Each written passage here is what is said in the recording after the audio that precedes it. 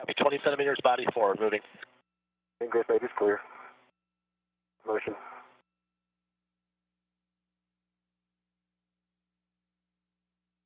All right, there's 20 centimeters. It looks good.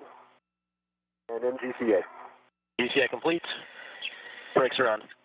Copy. Drew, I'm here at the site. I believe I got to get rid of these pit fins.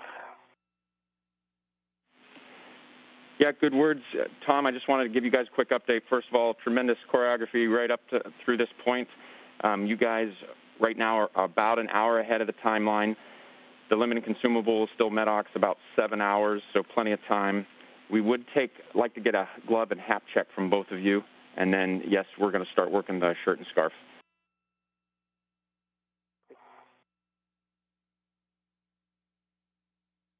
ED1, half is dry, gloves remain pristine, unchanged from dress. And my half is dry.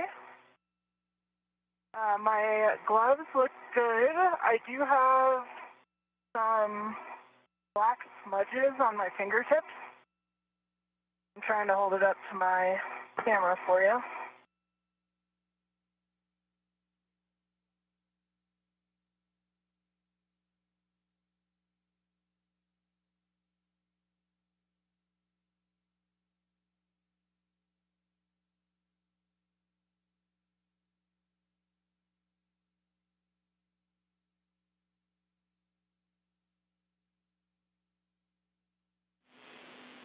We're checking, Kayla. Seeing that? Okay. Got a good view.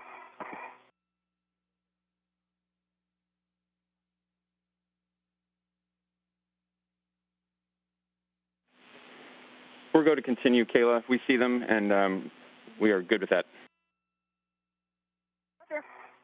And Tom, I see you found the tether. I did. We're now approaching the 2-hour mark out of our planned 6.5-hour spacewalk. NASA astronauts Tom Marshburn and Kayla Barron working diligently on their task of replacing a degraded communications antenna system. They're now about an hour ahead of schedule.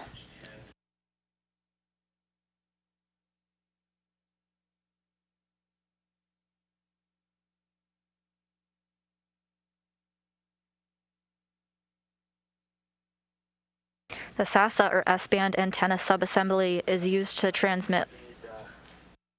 I'm sure I can reach that. Is the shirt and scarf both tethered, Tom? No, the scarf is not. Okay. I see tether points over on your side. Looks like they're rotated from what we expected a bit. Okay. Do you want to pass the adjustable through to me? Yes, we can work that. I just can't. I got to be careful because I got the low gain antenna near me. Yeah. Might need a GCA to get to you. Just try kind of passing it, like let it float. Yeah. It might have a red on it, I think. Yeah. If you remove your red, I would probably be able to get it, Tom. Okay.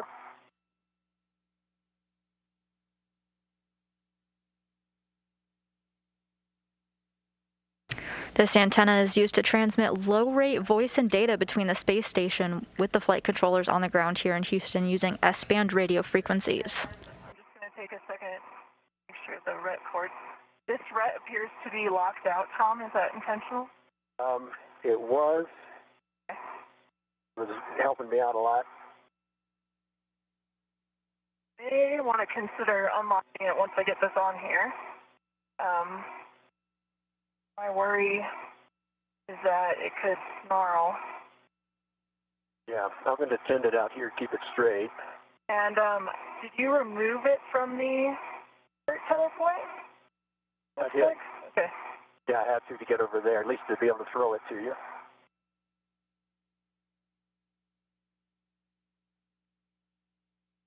All right, stand by. I'm going to need to use hands probably. I can always GCA again to get in there.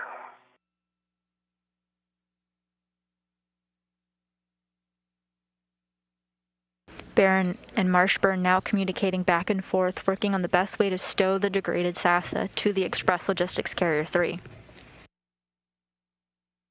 This degraded SASA was on the P-1 Trust, and it got moved here to the space station's Express Logistics Carrier. All right. Why don't I try to GCA in there? I can get it, Tom. I'm just going to need to put a BRT down, I think. Okay. Just because I need two hands in order to prevent the tether from moving, and I don't want to run into the Logan antenna. It's just off to my side.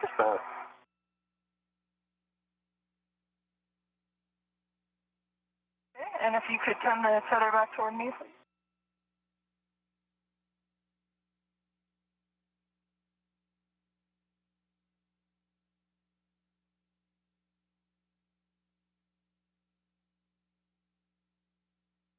The scarf is now tethered, and are you able to reach a tether point on your side there, Tom? I am. Now, I'm not, this is the tether point that was in the picture. I'd like to make absolutely sure that it's not another. If we could confirm there's only two tether points for the scarf. My vantage point, that one right in front of you, looks like it's on the shirt. I think it is two. Its connection point, though, was covered by an MLI flap. Let me go back over to the... Comm check with you. Tom, we think that there are two tether points on the scarf. And just two. Okay. Then we have both the shirt and the scarf tethered at this point.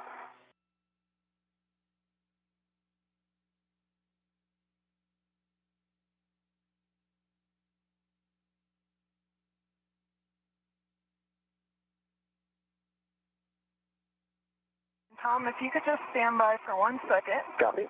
Not working against you.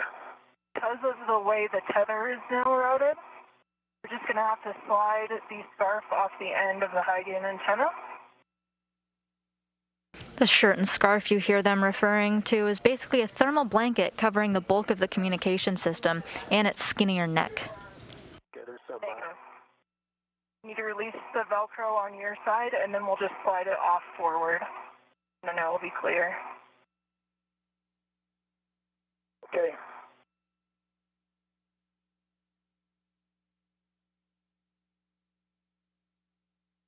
There we go. Clear, Tom? Not yet. There we go. All right.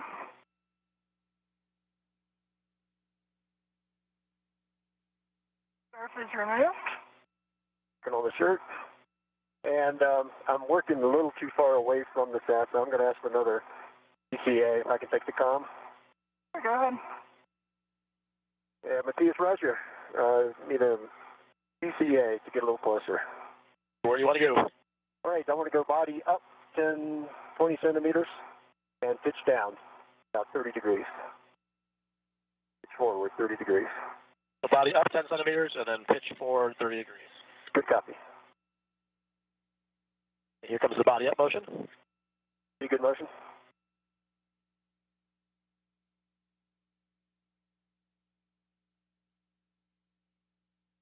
Oh yeah, here comes pitch forward.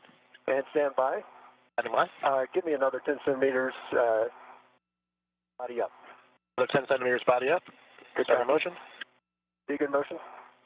And stop motion. Stopping motion. And then here comes the pitch forward. Don't need to pitch forward. This is good. So hold off on the pitch forward and in GCA. Stay complete. Brakes are on.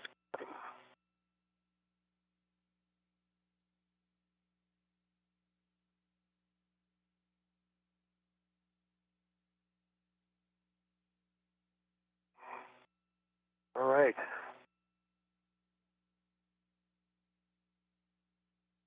I'm going to pull the MLI away from you as you back out. Feel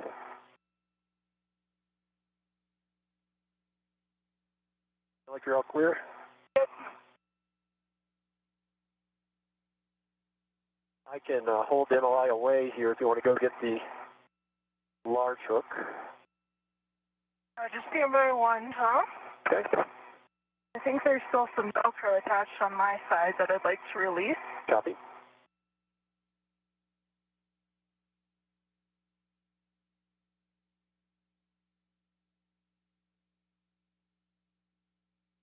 And I can ret to it. If you want me to hold it out of the way and you just move the large hook over. Yeah, that would work once you get it off. Okay.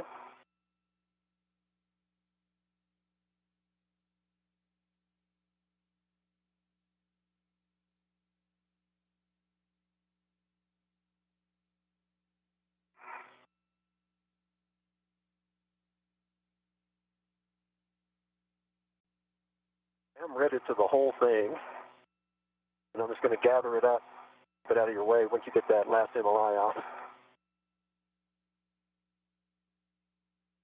I understand how it's routed on this side, so I can get it out to you. And I think that was the last little piece there. Looks like it. Yeah, I've got a good hand on it. Before we sock in your workspace, if you want to move that over, and I am ready to do it as well. 1 second to reconfigure things a bit over here. No worries.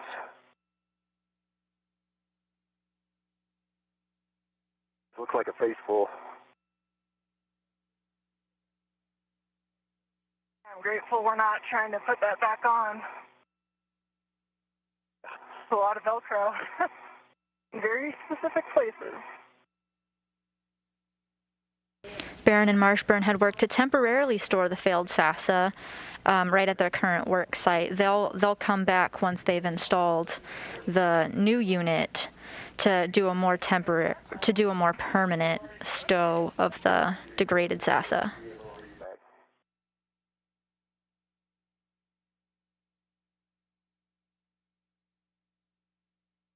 They're working on their first task to retrieve the spare SASA. That will be removed and taken over to the P1 truss. The first step of that is removing some of the thermal protection. The other looks very nice.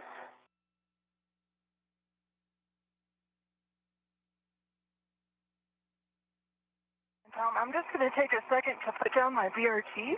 Sounds good. So I have two hands when I'm trying to pack. Yeah, get yourself all set. I'm going to, once you're good and I let go of this, I'm going to, let's see, ask for another TCA to get the launch bolts. I should be ready in just a few Yeah, moments here. And Drew, could you confirm, once Kayla's stuff in the MLI, I can start setting up to release the launch bolts on my side? Yeah, Tom, we want you to get in a good arm position for that, and then we'll configure your PGT with the ERAD whenever you're ready. Copy. I'm working the large hook now, Tom. Okay.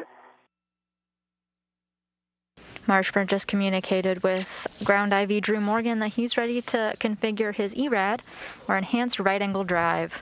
This is a tool that is used because the bolts are not necessarily in an easy position to get to. Hook attached to the medium mill U-bar. You have a go to release your tether. And work. He has 2 launch bolts that he'll be working to release. Okay, it is released. It's all coming over to you. Roger. And if I can take the comm for a moment, I'm going to DCA. Yep, you have a go to take the comm. Copy. And this is still locked out. And Matthias and Roger, ready for a DCA, body down. Copy, body down. Do you want to go back to where you were? That's a good copy, and hey, firm, I really need body down 20 centimeters. All right, 20 centimeters body down. Starting motion. Good copy. Good motion. In stop motion. Copy motion. GCA. DCA complete. Brakes are on. Copy. Going for my ERAD.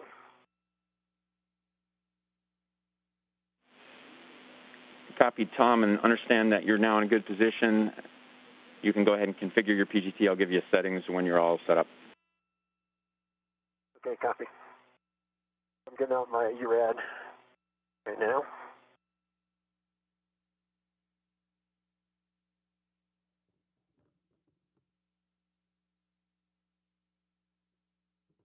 Ground IV Drew Morgan getting ready to give Tom Marshburn some heads up on tool configuration, giving him the settings for his pistol grip tool to get ready to release 2 launch bolts. I'm grateful we put the adjustable in the bottom of the bag. Definitely helping me out, and I'm just working on trying to get it all in here.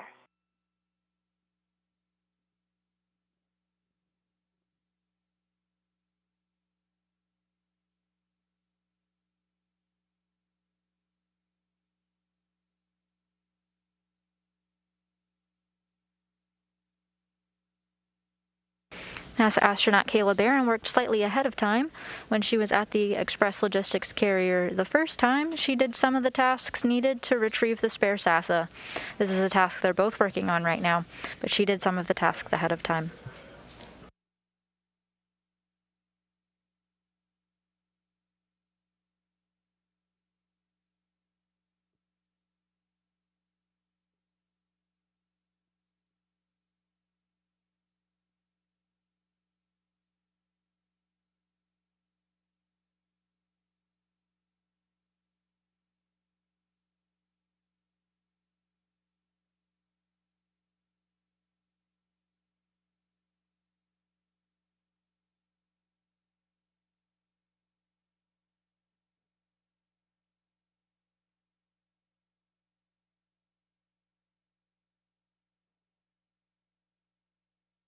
My 6-inch wobble is on my good pin on my right adjustable with a good pull test.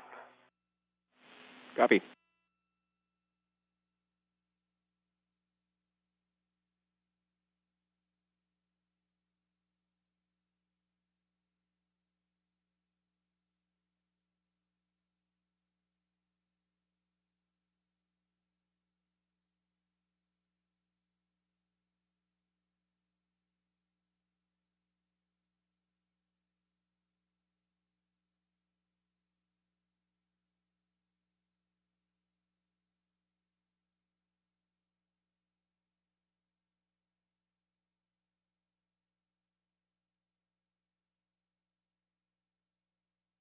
The S-band antenna subassembly, or SASA, went down last September with a failed return link.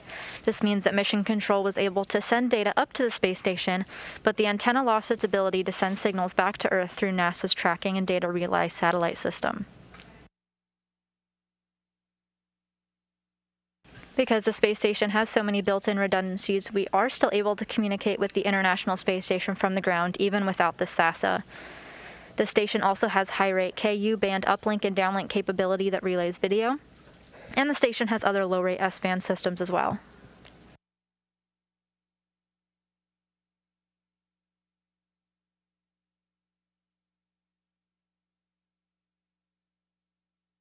This is the first spacewalk to replace a SASA since Joe Tanner and Heidi Stefanovichin Piper replaced a SASA on the S-1 Trust during the STS-115 mission on September 16, 2006.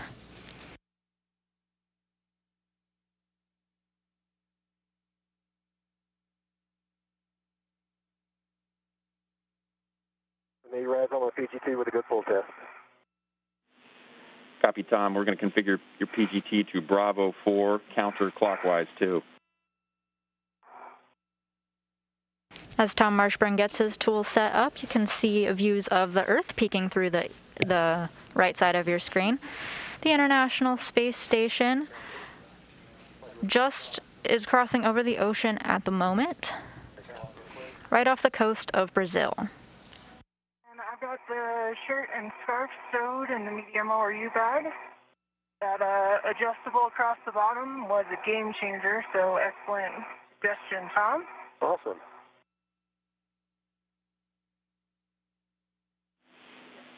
Very nice work, Kayla. I know how tough this can be sometimes. And at the end of the day, we are going to be able to bundle crew lock bag and the medium ORU bag if you prefer. So just keep that in mind in the event that when you go back to restow, the mutt ball stack is there. But it looks like you're going to have plenty of room. looking pretty good. I would say it's taken up about the bottom half of the bag.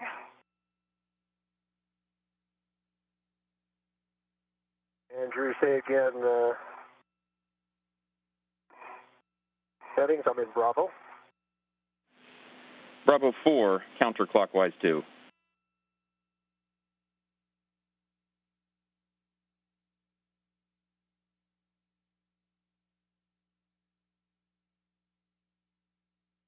Bravo 4, counterclockwise 2, verified.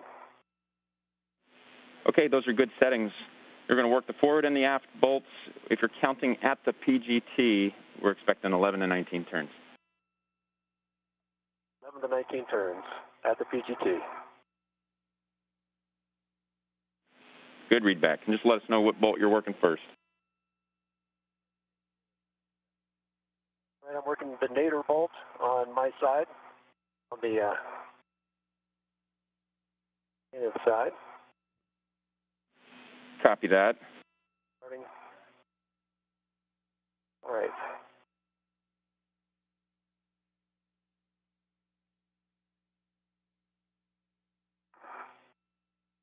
NASA astronaut Tom Marshburn now working to release 2 launch bolts. This was an activity he was originally going to do with Kayla Barron. However, she was able to get the launch bolts off earlier in the spacewalk. She's getting ready to work on some mast bolts.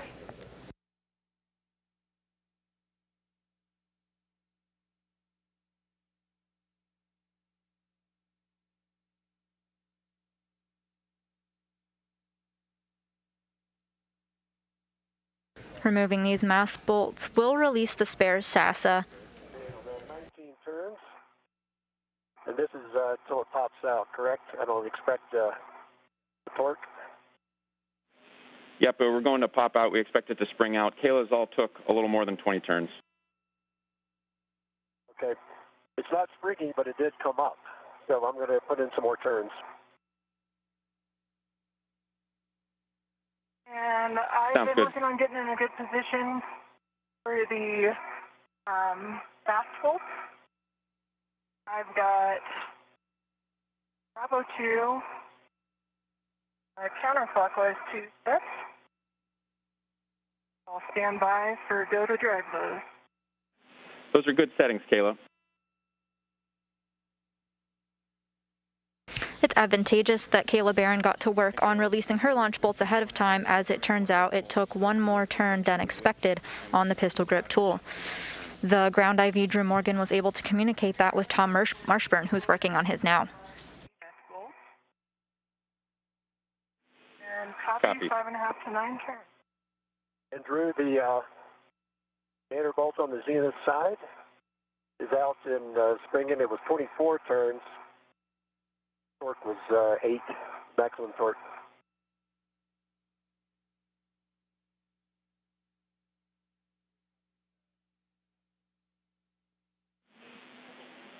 Marshburn is now halfway done releasing the launch bolts of the spare SASA. On that first one. Happy working the second one. Would be the zenith one on the zenith side. Copy that.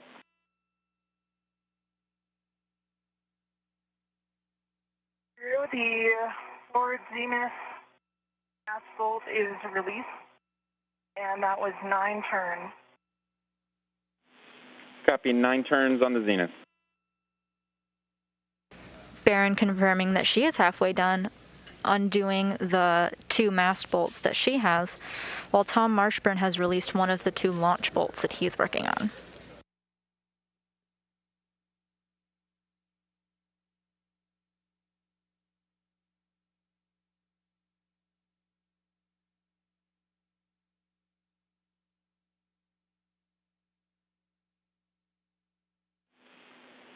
Kayla, can I just go ahead and get a glove and hat and a safer check from you?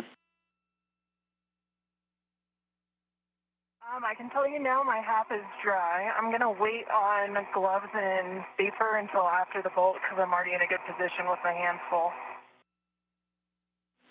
That works. And, all right. And Drew, that was 24 turns. topped out, and 10 was the highest work there. Okay, copy that, Tom. And so now you can stow the ERAD, reconfigure your PGT, just give us those pool tests.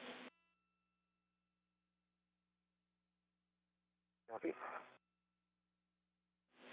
And then ultimately you'll put that PGT away, and then we'll go through your checklist before we have you get in position to grasp the spare SASA. Copy. Tom Marshburn confirming that he has finished releasing the 2 launch bolts that he was working on the spare SASA. He got direction from his ground IV, Drew Morgan, who gave him the direction to configure his tools and ultimately stow them away.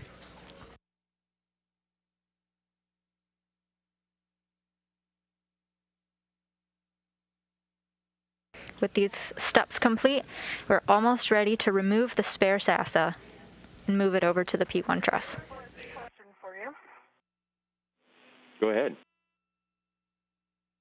Looks like on the plate that the RFG is mounted to, on the opposite side of the RFG, there's an MLI, a piece of MLI. Is that supposed to be there, or was that supposed to be removed?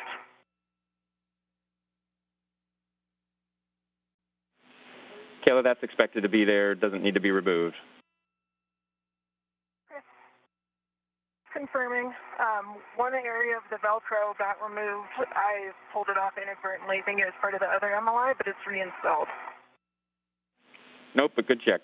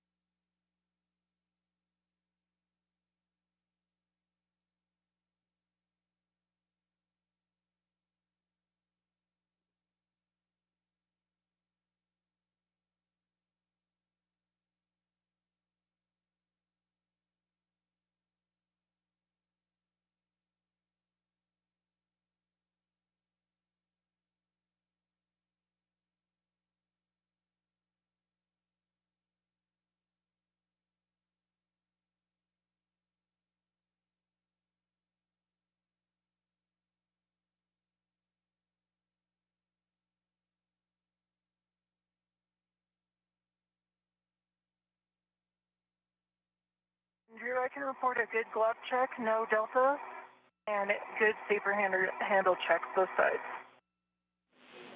All right, perfect. Thanks for checking. ERAD is back on the socket caddy with a good pull test.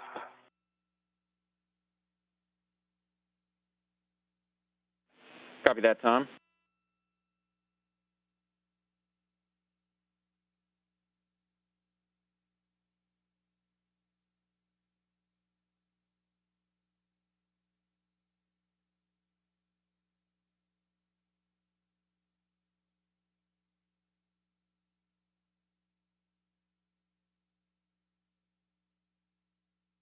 And my 6 inch is back on the PGT with a good pull test. Okay, copy, Tom. We'll get that socket caddy stowed and the PGT stowed, and then we'll go through your pre-SASA grasp checklist. Copy.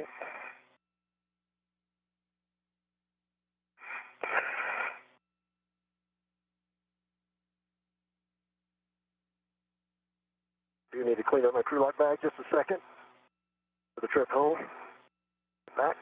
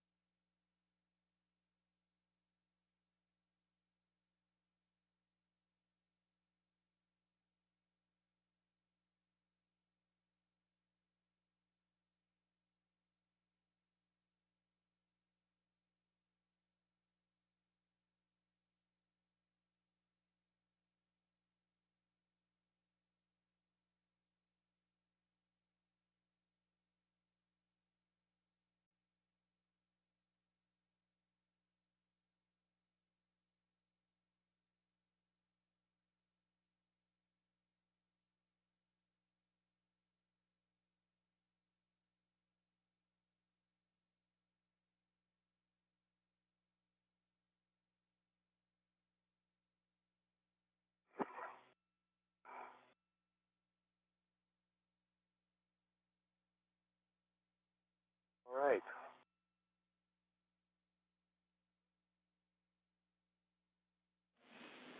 All right, looks like you got everything put away there, Tom. Back is in a good position.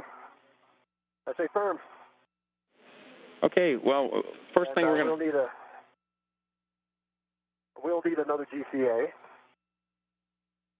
to get firmly onto the RFG. Yeah, Tom, I think we'll have you go ahead with that little GCA, and then we'll go through your checklist. Okay, copy that. I want to be able to help lift up. So, Matthias, Roger, I'll take body up in centimeters, 20 centimeters. 20 centimeters, body up. Good copy.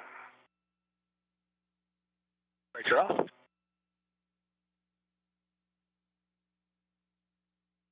Starting motion, body up. Motion. You can stop motion. Motion stops. You ready for brakes? And body left 20 centimeters. Left 20 centimeters. Copy. There's motion. Good motion. Traffic out. All right, stop motion. Okay, motion stops. Okay, and GCA. Okay, complete. Brakes are on.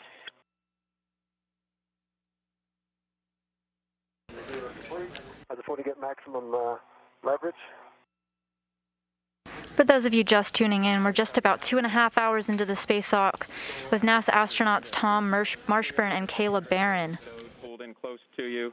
Adjust your visor as you need to. Sunset will be coming.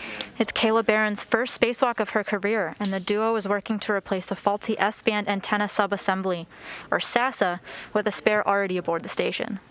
Copy that. Clear. Others are clear. And then if you just, if your heaters are set and your cooling is good, then you can go ahead and ret to the handrail there. Complete. 5:15 a.m. Central Time, 6:15 a.m. Eastern is the official start time of this spacewalk, marking the beginning of the 245th spacewalk in support of space station assembly and maintenance. I'm still in Bravo 2, counterclockwise 2. Good settings. 5.5 to 9 turns to release.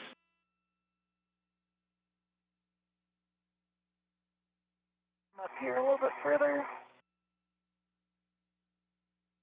The SASA went down last September with a failed return link, meaning that Mission Control can send data up, but the antenna lost its ability to send signals back to Earth through NASA's Tracking and Data Relay Satellite System, or TDRS. Fortunately, due to some redundancies on the station, we're still able to communicate with the International Space Station on the ground, even without the SASA. It's torquing out at this setting. Copy, checking.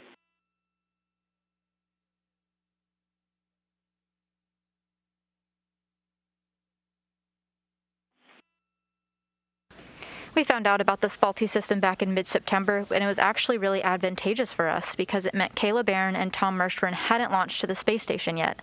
They had time to train in NASA's Neutral Buoyancy Laboratory here and NASA's Johnson Space Center in Houston. It's a large pool that astronauts use to train for their spacewalks on the ground. Current setting is Bravo 7. Negative, Bravo 2. Bravo 2, okay.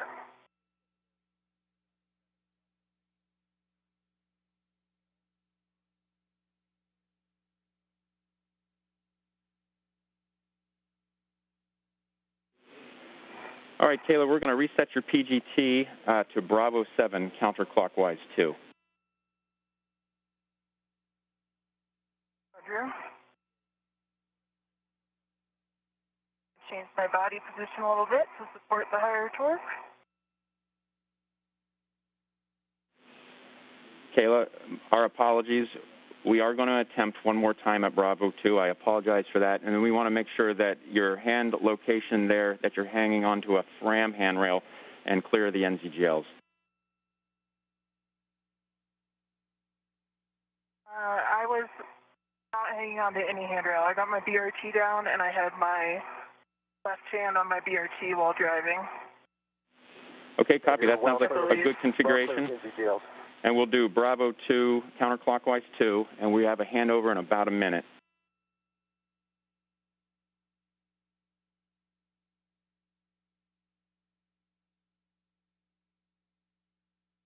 turn. And it torqued out, but also split off the bolt head, so I'll try again. I come down and just make an adjustment here, Tom. Okay. Okay, Get my Kayla. hand in there to help hold that on, but go ahead, Drew. Hey, Kayla, now we are going to reset to Bravo 7, counterclockwise 2, and we're going to try one turn only, and we have a handover in less than a minute. Roger.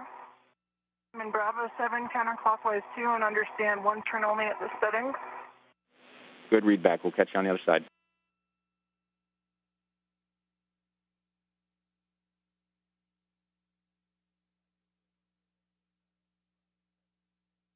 Need to move my BRT. Okay. I can hold your PGT if you want. That's all right.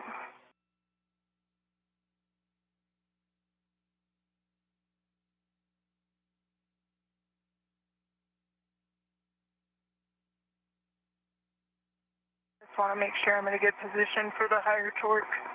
Okay. This.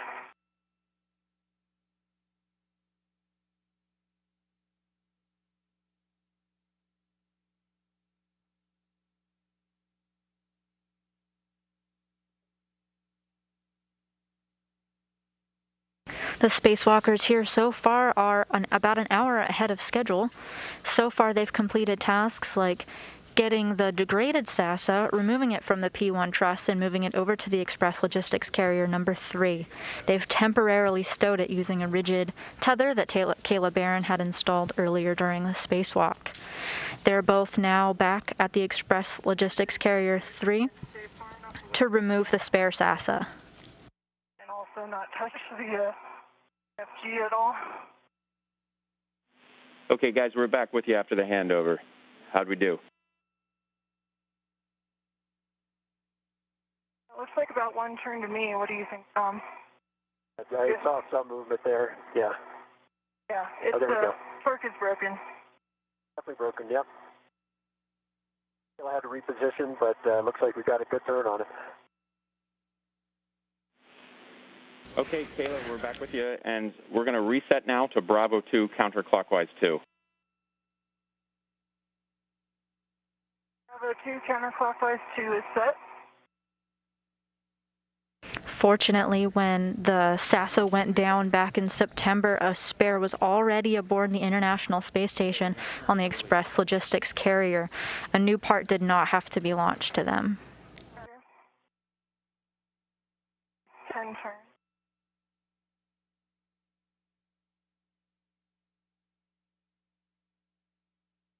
And it popped out around Look at 12. that. It's out of the softback as well. There's no stop We back see there, it. just That looks good. alignment then. Is out. Nice job. Thank you. And if you want, I can check your safer handles. I can just take a look. I did feel them a Go couple for it, minutes ago, but I'll just check out. take a look if you can see them.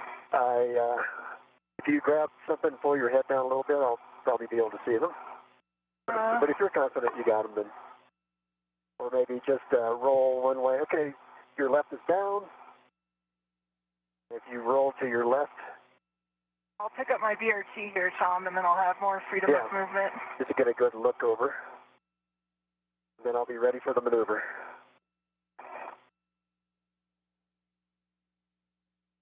I'm going to press your PGT a little closer to you so it doesn't hang on anything. And safer handles are down. They're good. And Tom and Kayla, we have one check for you on the RFG box. Departing, then copy. If you would, Kayla, if you're able to see the RFG box and just check the NZGLs on the what was on Kayla's left side of the NZGL, the RFG box, the NZGLs located there, if they look like they're mated or still. They are mated full forward over center. And on my side, I see the same. All right, those are good checks.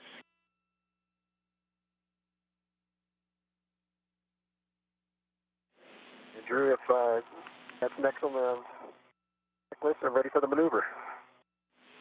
your go for the maneuver. You on the comm, and for Kayla, we're going to meet you back at the install location. You're heading that way now. Hey, Matthias, Roger, ready for the maneuver. Sounds good, Tom. We're going to undo what we did here with some of the GCA first. So we're going to take you right, down, and then aft, and then we'll set up the manual back-off maneuver. So taking you 20 centimeters body right first. Okay, copy. Sorry, Ash, we're going to take your body out first, aft. Body out. Spacewalking astronauts Kayla Barron and Tom Marshburn have just finished retrieving the spare SASA from the Express Logistics carrier. Ramp it out. Barron will now make her way back to the P1 SASA worksite. Motion. Okay, and then 20 centimeters body down.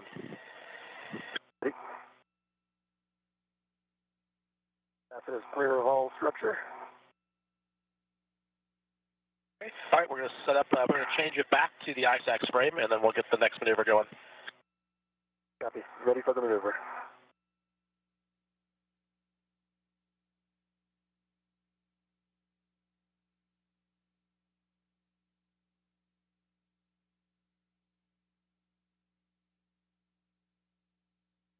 NASA astronaut Tom Marshburn will be the one that will take the spare SASA over to the P1 truss. Fortunately, he's got a ride with him. He's going to be taking the robotic arm under the direction of NASA astronaut Matthias Maurer and his backup Rajachari.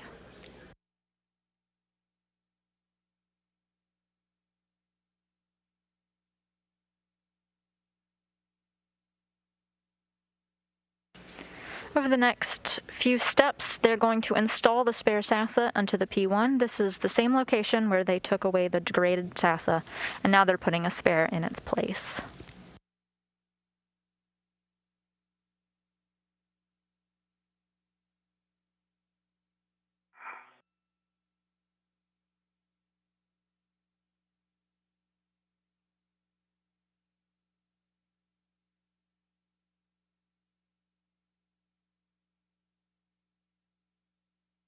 Everything from here on out will pretty much be the steps of removing the degraded SASA in reverse. This involves NASA astronaut Kayla Barron mating some cables. About 3 meters zenith motion. Copy. Motion.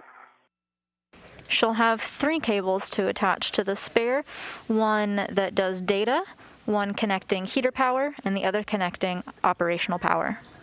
Heading up to the zenith edge of the truss right now. Copy. 1 meter to go.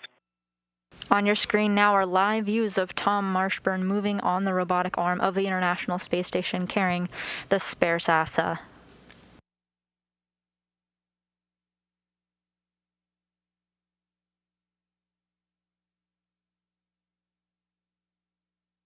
Ramping out. As Kayla Barron moves to the P1 work site and Tom Marshburn hitches a ride over there on the robotic arm, the International Space Station is flying over Kazakhstan.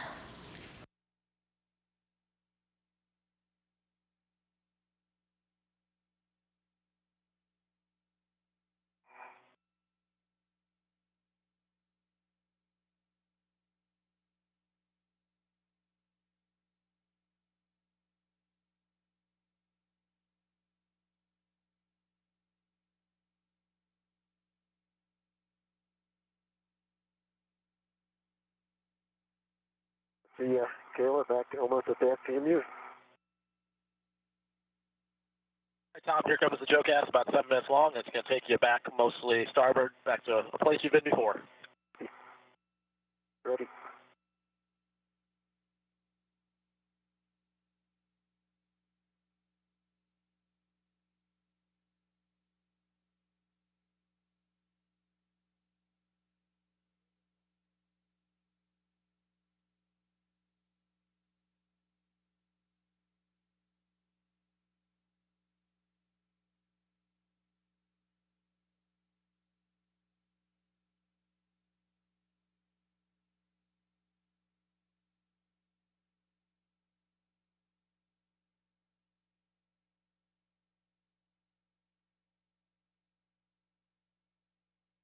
As the astronauts make their way over to the work site, we can take some questions. We solicited some questions on our Instagram at NASA Johnson, and we can go through a couple of those.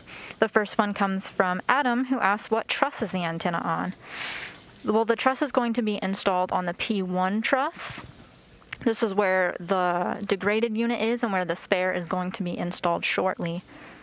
The spare was kept on the Express Logistics Carrier 3, which is located on the P3 truss of the International Space Station.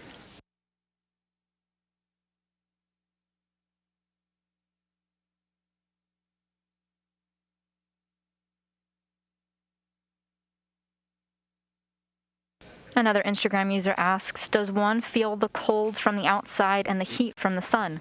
This is referring to when we're in an orbital nighttime and daytime. There's fluctuations in temperature. It's true that they can feel the difference, and they take precautions like lowering and rising their visor, as you may have heard Ground IV Drew Morgan talking about or advising them to do. They also have mechanisms built into their spacesuits. They wear garments underneath to help with temperature regulation, and the suits themselves are designed to keep the astronauts at a stable temperature.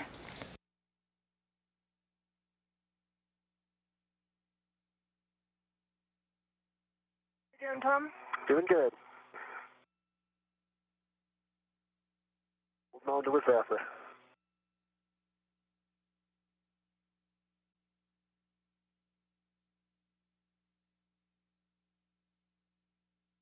Another Instagram user asks, what is on your pre-spacewalk playlist? And while unfortunately our spacewalkers Tom Marshburn and Kayla Barron haven't clued us into what they were listening to beforehand, we do know that on their launch day, they listened to bands such as Guns N' Roses, Eminem, Nicki Minaj, Imagine Dragons, and so forth.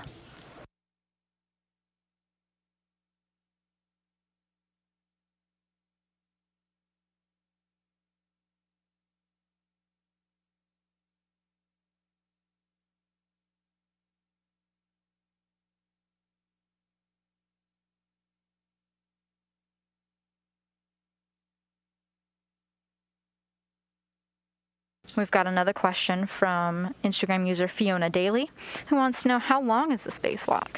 Well, the spacewalk is planned for 6.5 hours. However, the astronauts are speeding through their tasks. They're accomplishing everything in great time.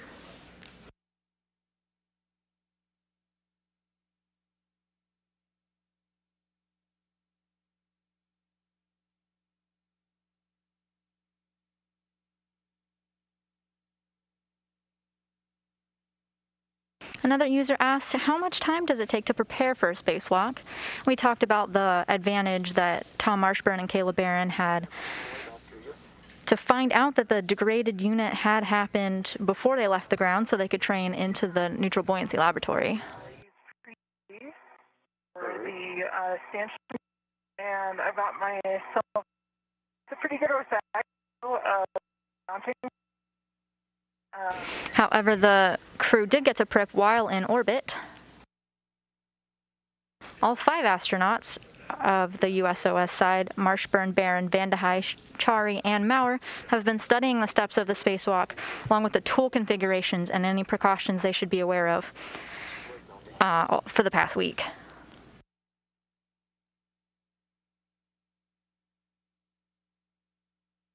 Barron and Marshburn specifically, our spacewalkers today, prepared the equipment lock in the days leading up to today's spacewalk, doing tasks like getting their checklists and drinking water ready and inspecting each of their tools. This is all part of some preparations they did before the spacewalk. It also included some onboard verification fit checks where they tried on their spacesuits and made sure that they're comfortable and easy to move around.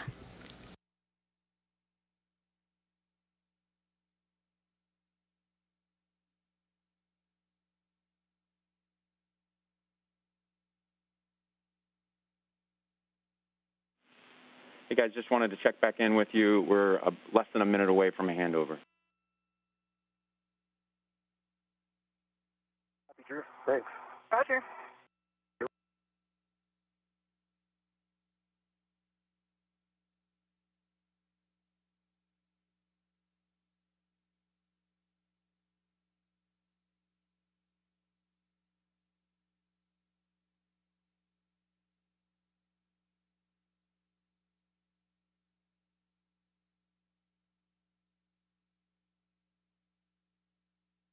One Instagram user wants to know how the spacewalk was practiced on Earth. We briefly mentioned the Neutral Buoyancy Laboratory. Inside this giant pool is a giant mock-up of the International Space Station.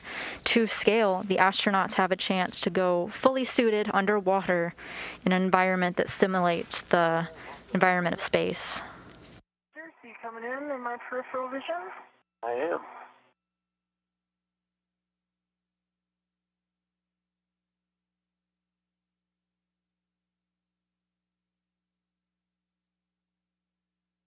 During this handover period, we've got another question from Astro Yesha, who wants to know what the rest of the crew is doing during the EVA. That's a great question. We've got Matthias Maurer from the European Space Agency. He's inside the International Space Station controlling the robotic arm that Tom Marshburn has been taking to and from his work sites. Rajachari is alongside him, kind of serving as his backup. Copy. And we're back with you after the handover. Hey, Drew. Yeah, I'm just off of Caleb's left shoulder and waiting for the next GCA to publish. All right, Tom, we're ready for maneuver to GCA to publish P1 NASA install position. And I'm ready. So are you good? I'm also ready. All right. Start GCA. Copy. We'll load the values and let you know before we start motion. You're basically going to go about 2 meters nadir, just a little starboard, and then about 2 meters forward in that order. Okay, copy.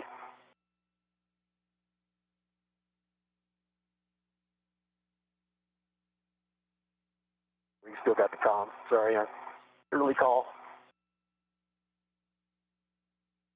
And here comes 2 meters nadir motion. All right, starting GCA to published. And with the night and the camera views, we can't really clear your head very well, so just kind of keep an eye on that, please. I have a good view of the EV1 said. And I do as well. In good motion.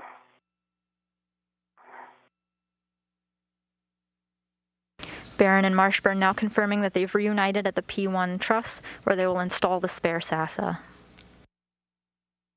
Here to go.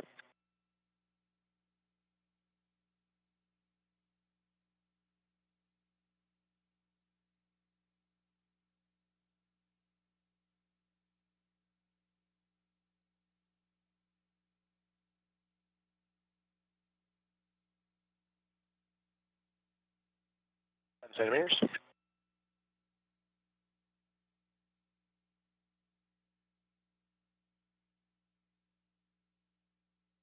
All right, there will be a little bit of starboard motion here.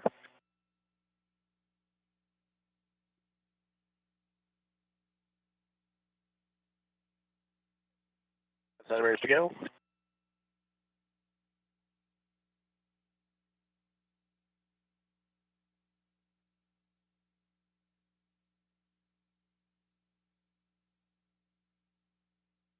Okay, and then about 2 meters ISS forward, starting motion. Good motion forward. See good motion.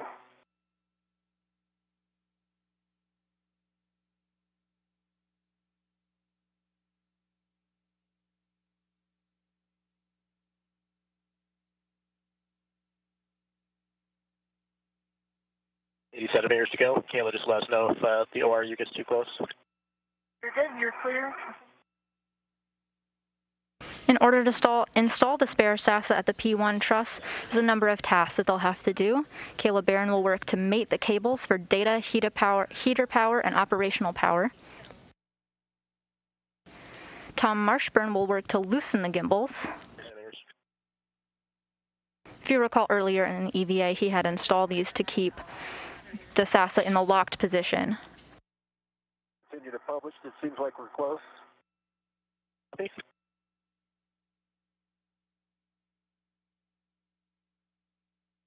You're already there to publish? By loosening the gimbals, the SASA unit will have the ability to track satellites again. Wrapping out. All right, there's the published position. How's that look? Good to me. Yeah, me too. It's GCA. GCA complete. Brakes are on, and you are go for P1 SASA install. Roger. All right. We need to go a little bit away from the bracket, a little bit aft. A little bit aft. Okay. I've got light touch if you want to just move it. Okay, if you could rocket starboard. Rocking starboard. Now push straight down. Barron and Marshburn now working together to get into the right position to install the spare SASA. This activity total is supposed to take about 45 minutes. Ready to get in position to drive the bolt? All right, I felt it pop in there. Yep, it looks great. It's flush with the plate. Great. I'm getting a little slight tugs and it's not moving, so it's all good. That looks fantastic, guys, and we'll be ready to help you configure your PGT when you're ready, Caleb. Roger. Ready for settings? Bravo 7, clockwise 2.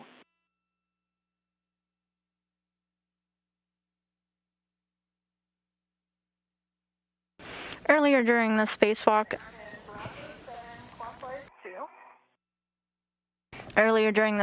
Kayla Barron removed the stanchion bolt. That was the last stop to removing the degraded SASA unit. Now, one of her first tasks in installing the new one is driving the stanchion bolt again. She's getting her tool configured to do so now with ground IV Drew Morgan. A little better side load, but you're good now. Okay.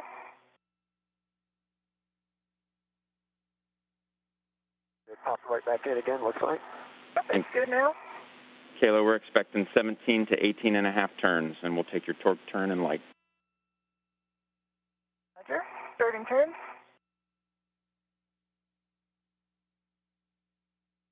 Your PGT moving. There's a side load there a little bit.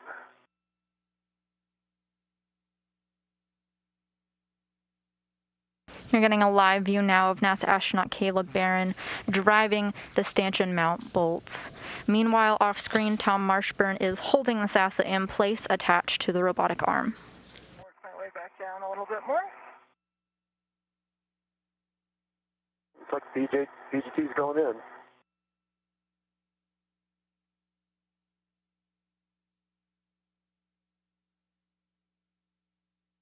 And 20 turns on your 22 turns now.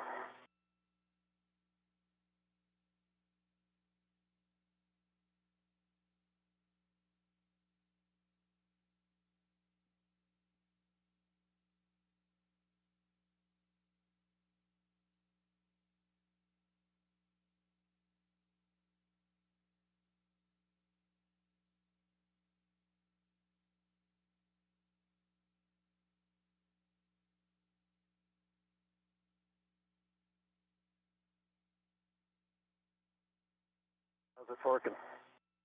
Yeah, it's still driving. I think, There's a, as you torque, there seems to be an increased side load.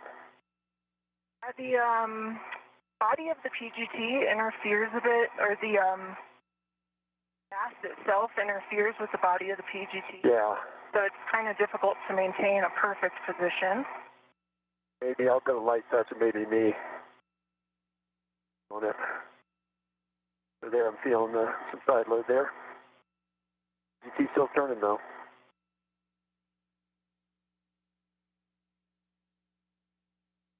I'll push against. See if I can relieve that counteractive side load.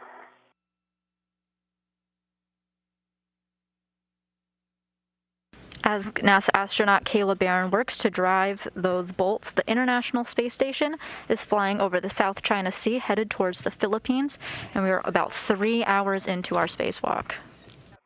So I think I'm sensing there's a little bit of play in the aft position. And what I'm wondering is, I think, it came off, actually, the soft dock. What I'm thinking is maybe the bolt wasn't actually engaged in the threads, obviously, or else it wouldn't have done that. Can you push straight nadir? And push a little bit port. A little bit port. Yep. And back a little bit starboard, please. Now push straight nadir into the plate. And if you can try to hold it right there. All right. I will try again. Counteract any side load.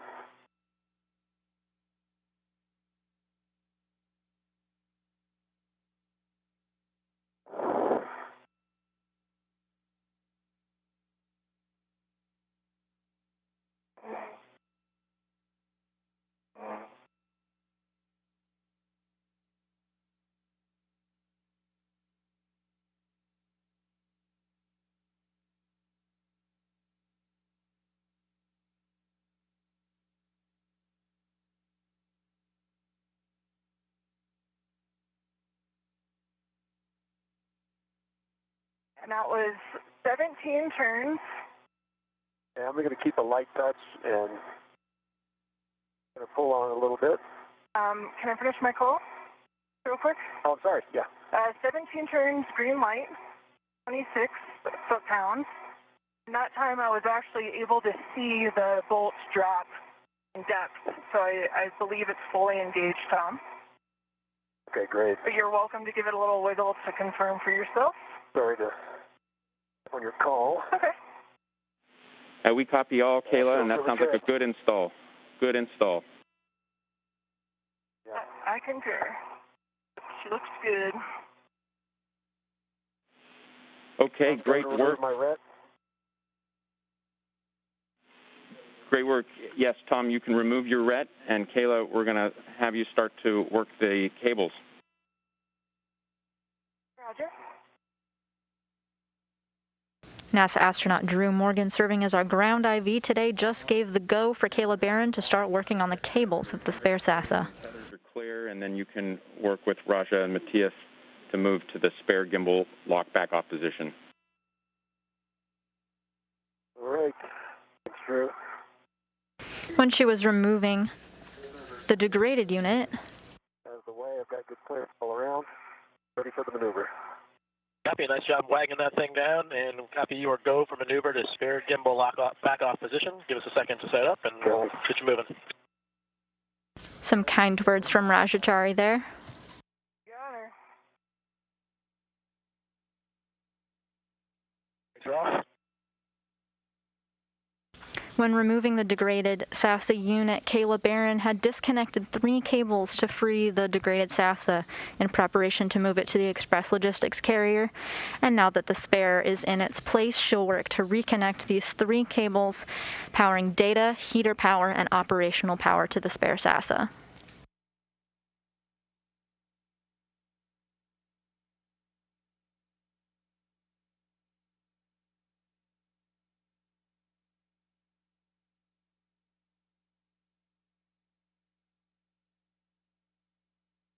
All right, Tom, this next position is going to look very familiar. We'll take your aft, just a little port, and then zenith. And starting with 2 meters aft.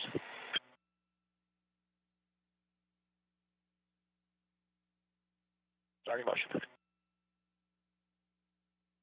Good motion. For those just tuning in, we're talking about the SASA, or the S-band antenna subassembly. This is used to transmit low-rate voice and data between the space station and the team here on the ground in mission control using S-band radio frequencies. It went down mid-September with a failed return link, meaning we can send data up, but the degraded antenna lost its ability to send signals back to us. NASA astronauts Kayla Barron and Tom Marshburn are on a spacewalk outside of the International Space Station now and are working to install the spare unit. About 2 meters zenith, starting motion.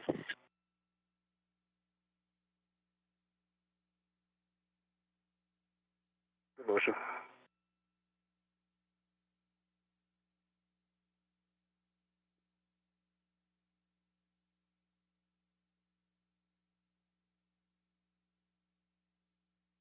Centimeters.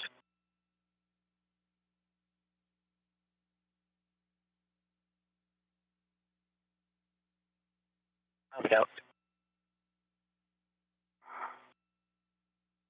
Setting up for another JOCAS. That's be about 4.5 minutes long. Is GCA complete? GCA is complete. GCA is complete, and we'll let you know before we hit start on the JOCAS. Copy. Drew. We're with you. I have 4 in my hand, and I'm ready to mate to J4. The lever is full aft over center with bit pins, no FOD, good EMI band. Go to mate. Roger, go to mate.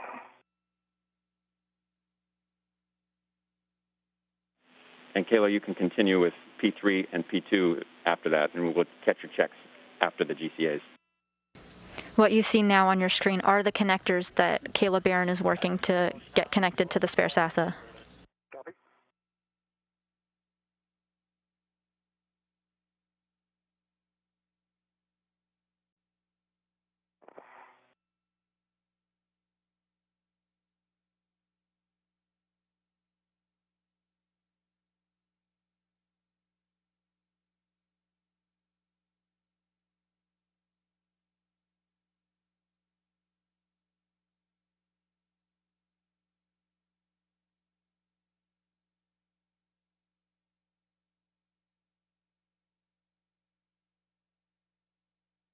I'm seeing good motion.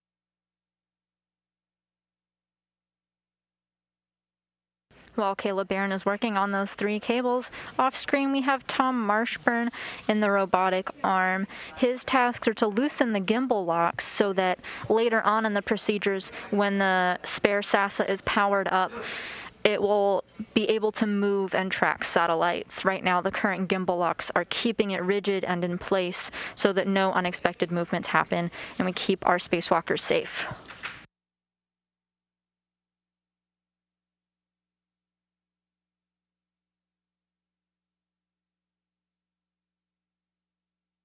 About 2/3 of the way through. Copy. Drew, all 3 NCGLs are mated, full forward over center. All had good pins, no FOD, good EMI bands prior to mate. Copy, Kayla. Great work. We are done with those 3 connectors. Those are good checks. The next thing we're going to have you do is we want you to move your green hook outboard 2 handrails to 3624, 3624 in preparation for get-aheads. Roger, move green hook to 3624. Kayla Barron communicating with the ground that she has finished mating the cables to the spare SASA, meaning that the unit now is receiving power and data. Ground IV Drew Morgan already has his sights on some get-ahead tasks as he's getting Kayla Barron in position 4. We're 3 hours into the spacewalk, scheduled to take about 6.5 hours, but we're already moving well ahead of schedule.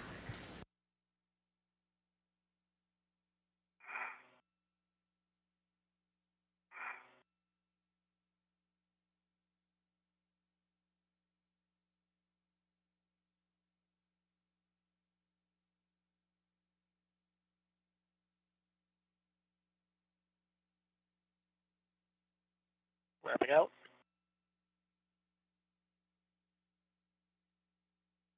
And there's position hold. We'll be setting up for a manual move next. Copy. rocket at starboard a meter.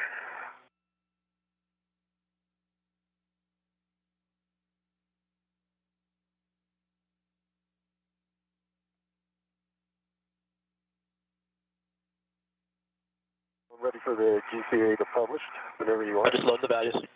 Copy.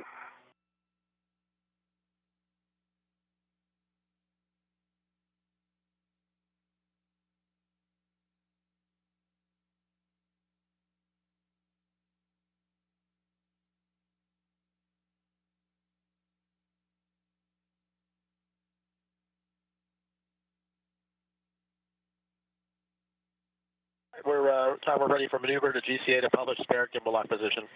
Okay, ready for the GCA to publish. Start GCA. Station starboard 1 meter. Copy. And do you want to take you to the published, or just? Stay firm. So it's going to be about a meter starboard and then 1.5 meters aft, starting the starboard motion first. All sounds good. Got my green hook up. I'm moving over to 3624, and I'll head out to meet you, Tom. Copy. All good motion, Roger. 1 meter to go.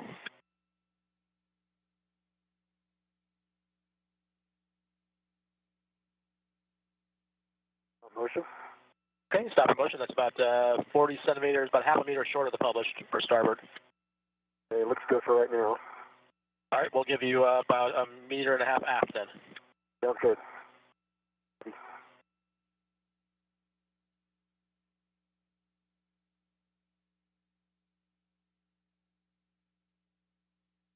Continue. Good clearance. See, 1 meter to go.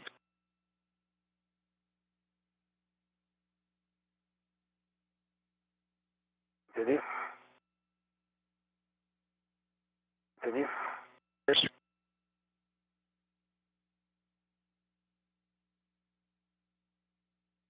Continue. 20 centimeters. And stop motion. The International Space Station is flying through an orbital nighttime, so the views are a little dark, but you can see the Canadarm2 with NASA astronaut Tom Marshburn attached. You're a little closer than original, so just make sure you've watched clearance as we slide to starboard. Okay, good clearance. He's in communication with NASA astronaut Raj Achari. Right now he's working to loosen the gimbals to allow the NASA antenna to track satellites and allow for communication between the ground and the space station. Say 20 centimeters.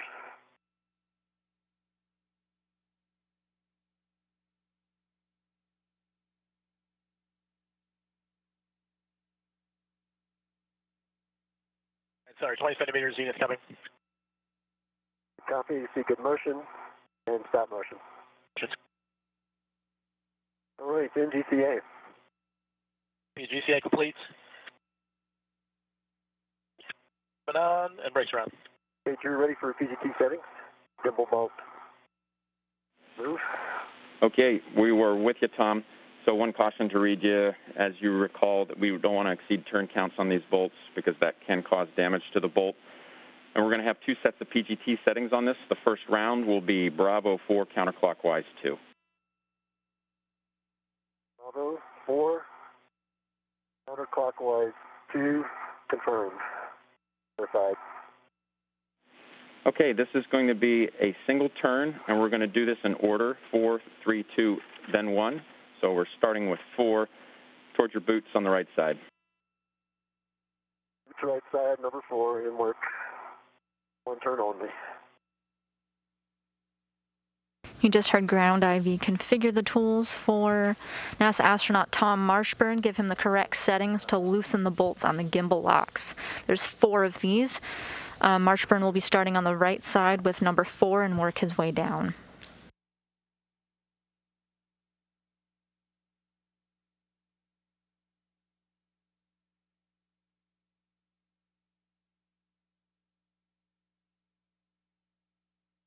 Once the spare SASA is installed and configured, as Tom Marshburn and Kayla Barron are working to do now, the EVA does not stop there.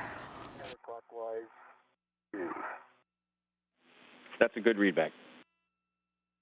After the install, they will head back to the Express Logistics Carrier 3 and permanently install the degraded SASA.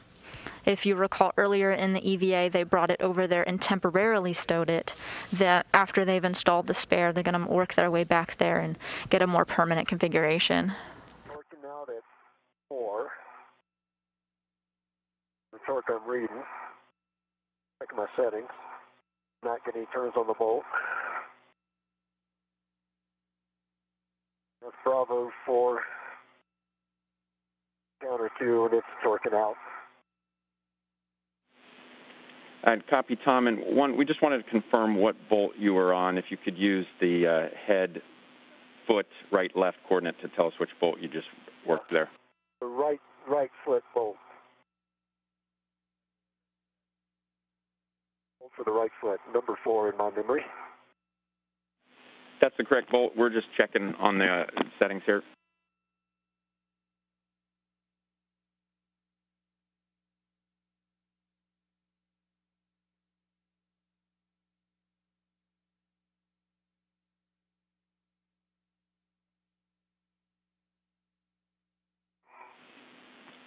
And guys, the sun will be coming up here in just a couple minutes. Copy. Copy. And Tom, we're still checking for you.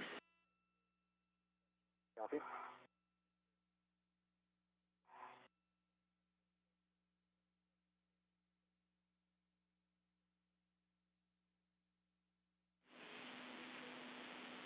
Okay, Tom, we're going to move now to bolt number 3. That's boot side to your left. Left, copy. 3.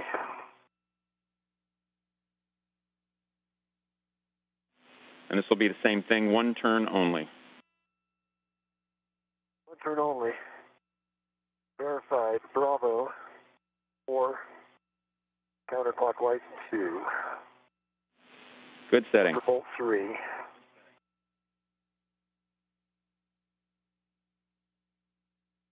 NASA astronaut Tom Marshburn confirming that he's completed work on the first bolt and is moving on to the second one. Meanwhile, the crew got a heads up that the International Space Station will be moving to an orbital daytime. It's currently in the South Pacific Ocean, getting ready to fly over New Zealand. All right, Tom, that's good news. We're going to move on to bolt number 2, and that is on Bolt number 2. left side toward your helmet. Marshburn now is on bolt number 2. Remember, Marshburn started with 4 and is working his way down to 1. Good reading.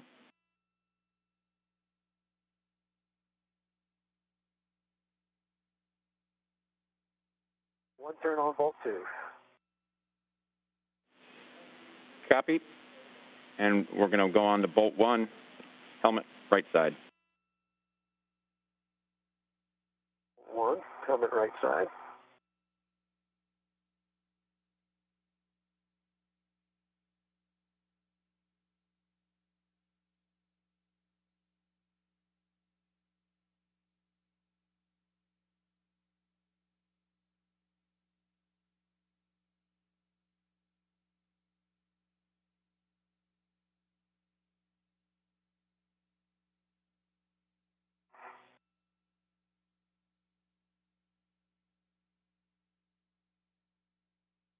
Because our spacewalkers today are making such good time accomplishing their tasks well ahead of schedule, the crew here is thinking about getting started on some get-ahead tasks.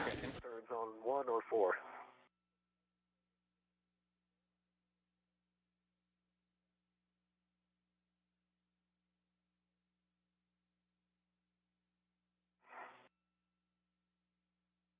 One of the get-ahead tasks is looking at a bolt.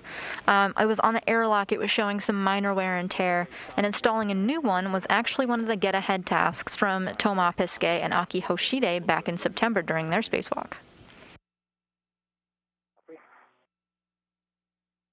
Watching out for that.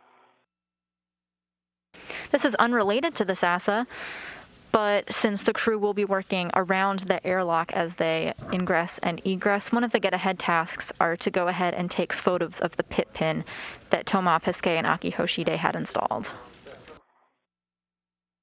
Yeah, it's not rolling either.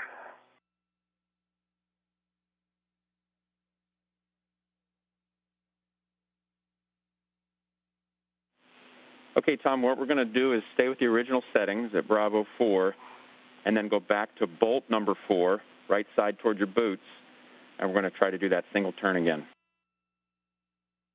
Okay. Verifying Bravo 4, and going back to bolt 4 on the right boot. That's a good readback. One turn on 4.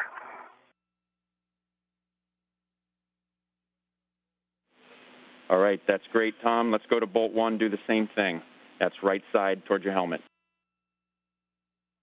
Right side towards the helmet, same thing. It worked. And broke torque on that. We tried again. I'm not like it did, but actually it's didn't see any socket movement. Let me turn it again. Yeah, the socket's not turning on it.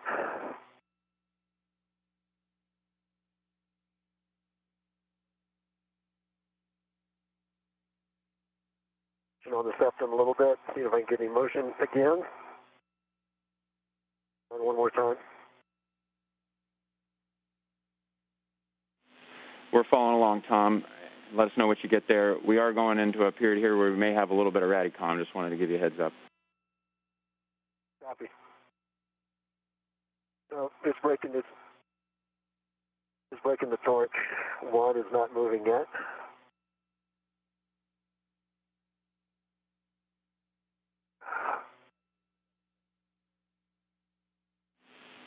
All right, Tom, we copy. We're checking. We may go to a different PGT setting. Stand by. Copy.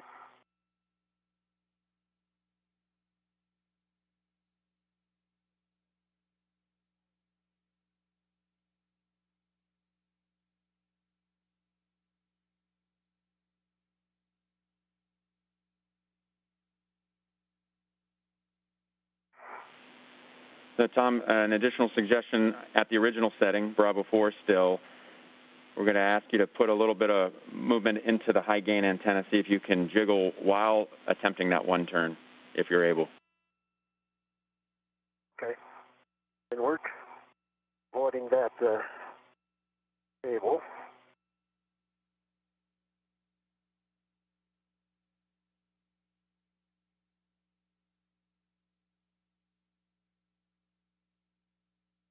I'm not getting motion on the septum and still torquing out. Try it one more time.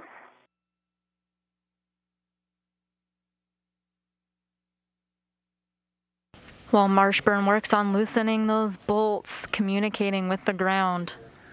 Okay, Tom, we are at this point going to go to PGT setting of Bravo 7, still counterclockwise 2. So this is a high torque. We think that this might break off the bolt, so just be ready to catch that if you're able. Copy. Bravo 7. One turn only. Counterclockwise 2. Turn only on bolt 1. Single turn, bolt 1. Single turn, bolt 1. Copy. He's working with the ground to configure his pistol grip tool to different settings, another way of loosening the gimbal bolt locks.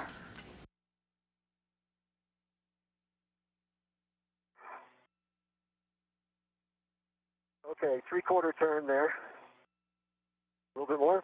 And we got a 1 turn on 1. Great news. All right, we're going to go to our next set of PGT settings when you're ready. Ready? Alpha 2, counterclockwise 2. Alpha 2, counter 2. The other end of the spectrum.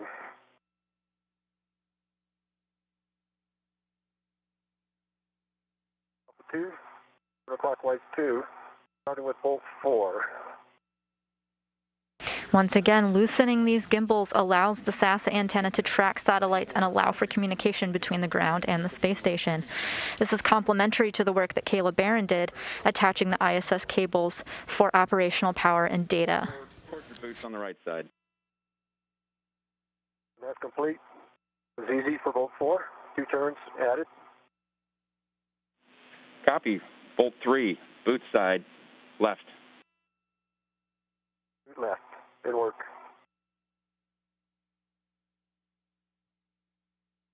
Turning easily. 2 more turns for bolt 3. Going to bolt 2. Good news. Left side towards your helmet. Left helmet. Turning. Easy turn. Turns. Now over to bolt 1. We're ready for bolt 1. Right side helmet. Getting good motion, easy motion. Turns.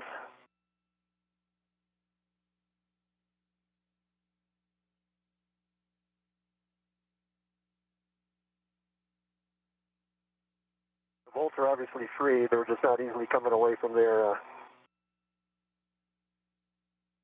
position. I'm going to stow the PGT if that's the right next move. Yeah, Tom, you can go ahead and stow your PGT and rotate those bolts back away from the septum to the unlocked position, and then just verify that the gimbal lock bolts are secure in that unlocked position. Work. Now that the gimbal lock bolts, all 4 of them, have been loosened, it's now Tom Marshburn's task to rotate the gimbal lock bolts away and into the unlocked position.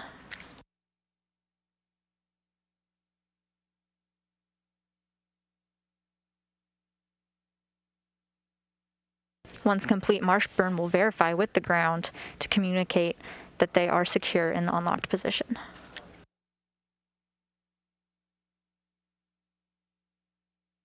Four is not budging. It's loose in the slot, but not coming around the bend there.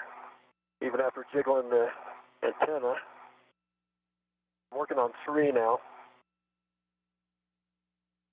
This task that Marshburn is working on is the last step before he gets the go to power up the SASA.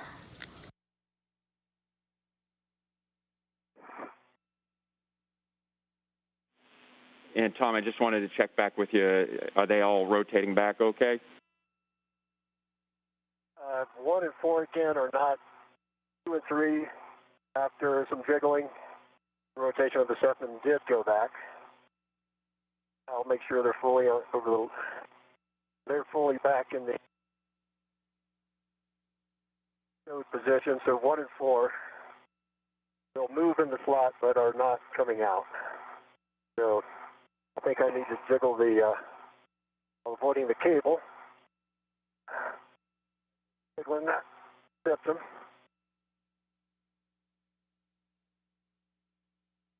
Marshburn confirming now that while some of the bolts have been unlocked with ease, others need a little bit more coaxing.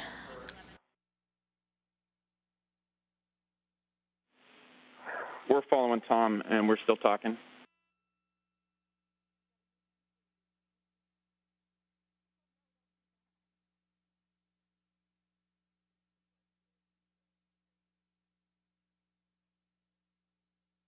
We just wanted to offer up, if we think Tom's going to be troubleshooting for a while, I could go work a few get-ahead tasks. And it's not far from here, so I should be able to move back up while he's geocaching over here.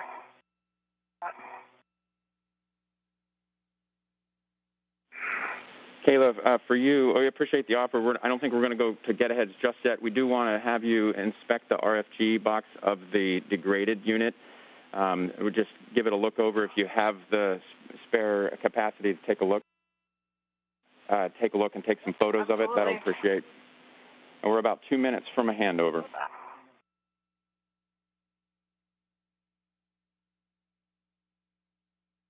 Drew, I'm not getting a lot of motion from the septum like we did on the ground unit. The 1 and 4 seem to be, well, they're pretty loose when they're in the slot.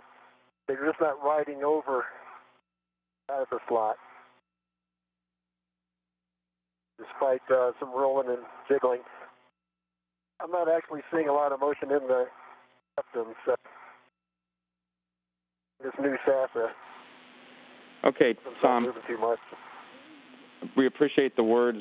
Right now, we understand that 1 and 4 are the problem bolts, and so what we thought we'd have you do is set your PGT to alpha 2 and put one additional turn on bolts 1 and 4. Alpha 2, one additional turn. It seems like that's the best next step from my perspective.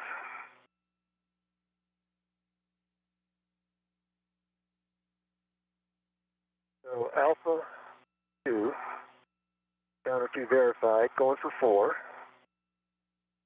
One turn only. One turn only. One more turn.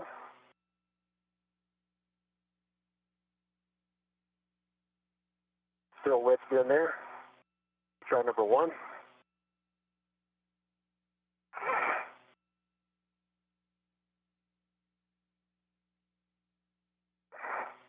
One turn complete.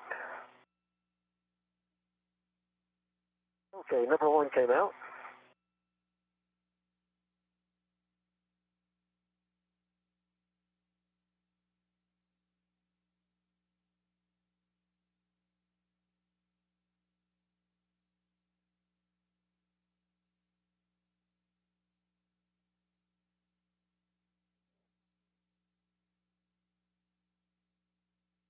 All 4 bolts. And Drew, come check. Yep, Sean, we're back with you after the handover, so we were standing by for how that went with those additional turns on 1 and 4. Yeah, that was the trick. A little stuck, but 1 and 4 finally, actually 1 would not move, 4 would not move even after the extra turn. But then after the extra turn, number 1 did move, went back to 4, and then it popped out as well. So all 4 bolts are in the stow position. All right, that's exactly what we wanted to hear. We're in a brief but expected handover between satellites, getting a live view now of Mission Control Houston, where Flight Director and Ground IV are communicating with Tom Marshburn, who is troubleshooting getting some gimbal locks loosened. Again, this allows free movement once the SASA is powered on, so that way it can communicate with satellites. Okay, Tom, and just double checking on. Yep, they're all in stow position. Copy. Go ahead. So we wanted to also just give you a quick update that you guys are about an hour and 40 minutes ahead of the timeline. Our limiting consumable is still MEDOX. It's 7.5 hours, so plenty of time. And you guys are doing great. This is everything that we had hoped. This is perfect. Tom, you're going to be doing empty-handed flyback. Take us some pictures and video, and then Kayla will take any words that you have on your inspection so far. Roger, once I get into the JOCAS, I'll give you those words. We'll get started. And, thanks to Roger and Matthias. Ready for the maneuver. Sounds good, Tom. We're going to first have to take you 20 centimeters nadir, and then undo what we did before, and then we'll take you to temp stow back off position. And so copy your go for maneuver to the ELC-3 temp stow back off position. I'll let you know before motion starts. Copy. Yes, I'll go for the maneuver. Here comes 20 centimeters nadir. You good motion?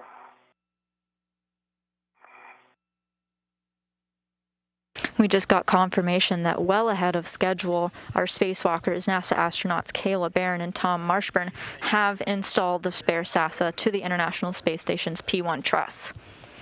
This involved installing a stanchion bolt and connecting some wires that Barron had previously disconnected. This allowed power to the unit. And Tom Marshburn worked diligently to get the gimbal locks released. The fourth one gave him a little bit of trouble and required a little bit more coaxing, but at the end of the day, Tom Marshburn was able to get the job done. Starting motion.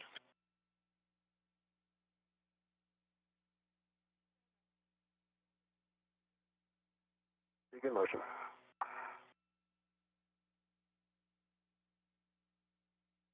Here to go.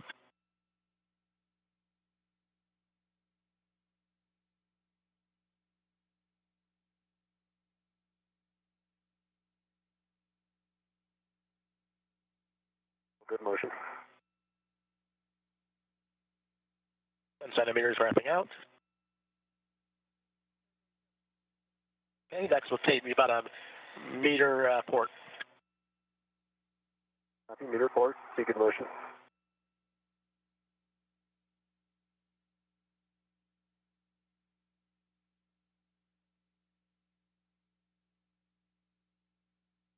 Centimeters.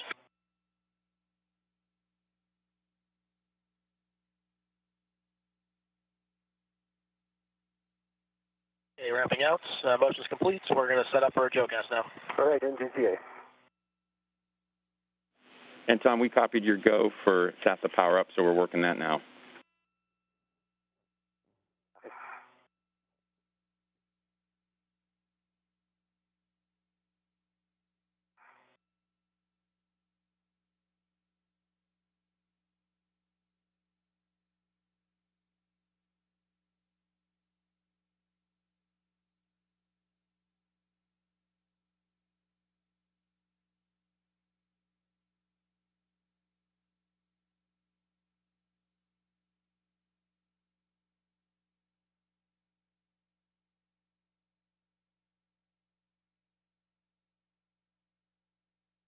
Starting the motion is about almost 7 minutes long. Copy. And it's going to be mostly toward motion back to where you were before on the LC3. Copy.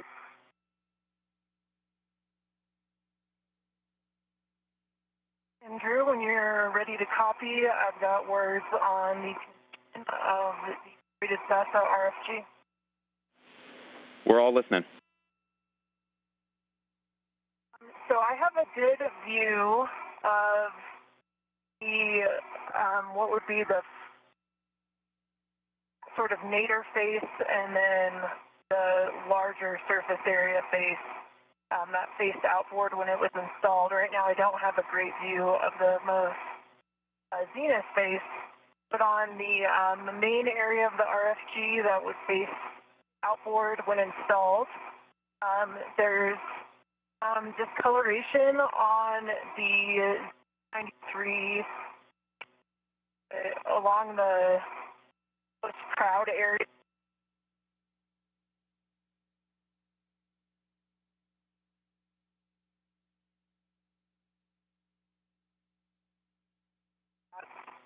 There is what appears to be a small pit at the center.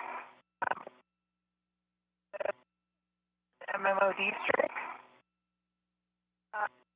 And then on the more nadir face, and the grid on the nadir part of the main plane, there are also evidence of MMOD strikes. And in some areas, it looks Kayla, stand by real quick. Z93. Okay.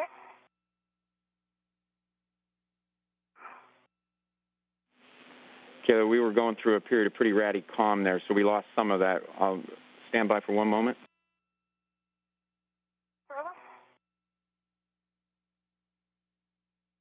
How you doing, Tom? Doing good. The first pass in the daytime. It's something else.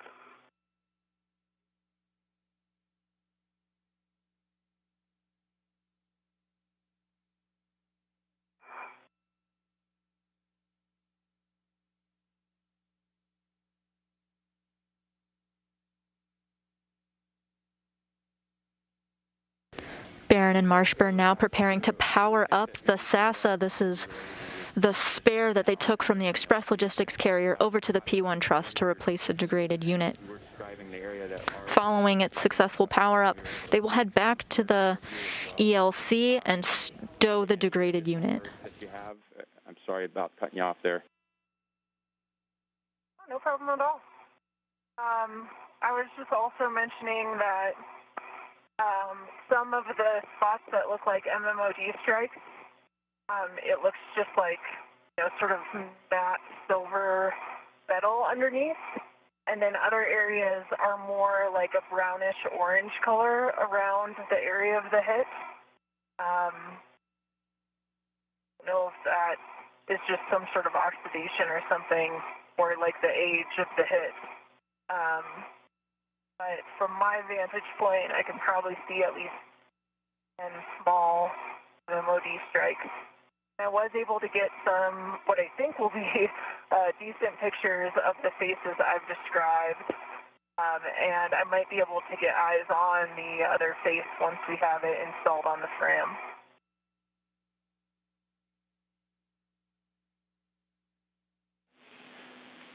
Copy all. Kayla, that was a great description. We may take you up on that offer to do further inspection once we get it installed. And then we wanted to confirm with you the number. You were describing a number of MMOD strikes, and we just want to confirm that number again. Let me see.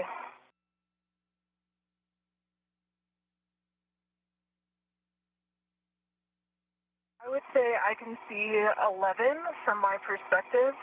But because of the like raised grid area, there might be some that I can't see on these spaces. And I'm only really counting what I can see on 2 of the spaces, and not really the size, but where the most. All right, copy that, Kayla. Good words, and we will come up with a plan if there's additional inspection that we'll take once we move it over there to the frame. Roger. Kayla. Yes, sir. You could take your right hand and stick it out to the right. To your right a little bit. Fingers out. Thank you. Got some good shots of you over at the on site, Tom. Nice. I think they're good. We'll find out later.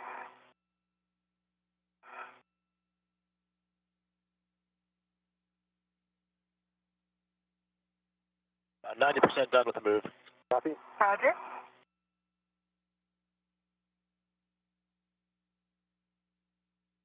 You might have seen a camera peeking out from the bottom of the screen with direction from Tom Marshburn asking Kayla to take a peek. It looks like we just had a selfie in space.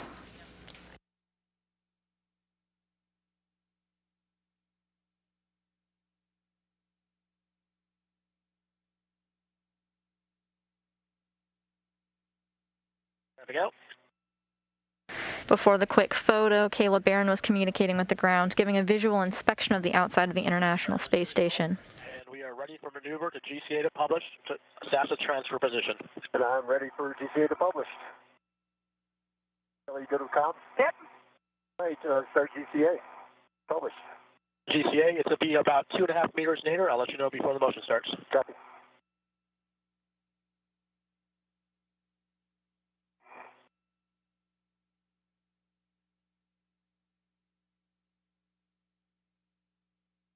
All right, starting motion nadir.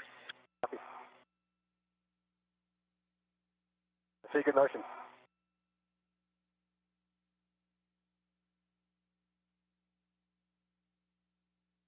Meters.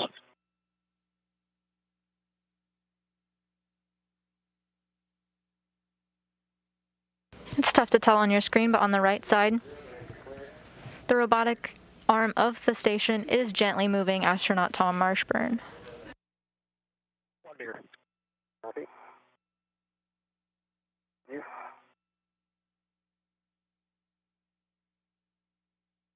50 centimeters. And stop motion. Out. About 30 centimeters short. And stand by 1. Kayla, I think we're in the, let's see, pretty good position here, Roger, I believe. Do you agree, Kayla? Yeah, as long as you feel comfortable, you can control the SAS as I release it. I can. All right. Hit GCA. GCA complete. All right, let me get a red on it here. Standing by. Marshburn communicating with the robotic arm operators Matthias Maurer and Rajachari. Release my ret now while the handrail is still near me. Okay, and I have control. All right. My ret is removed. And Tom, I'm going to unlock the jaws and then I'll release them. Copy. And I have control. Roger, you have control. Jaws are unlocked.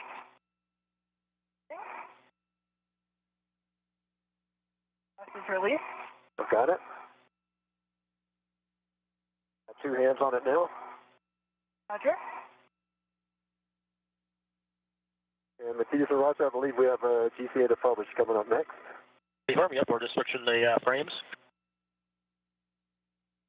Ingress 8 is clear. Tethers are clear.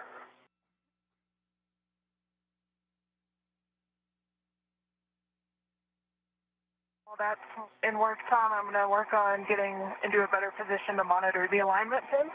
Copy.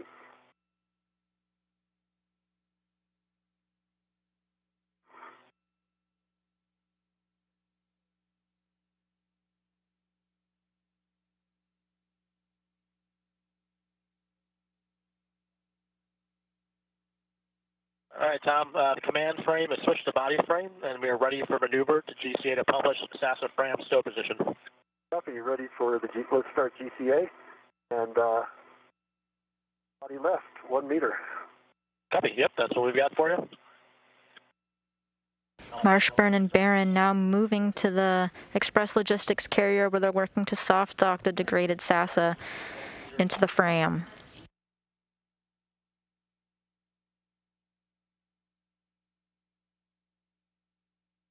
Good motion.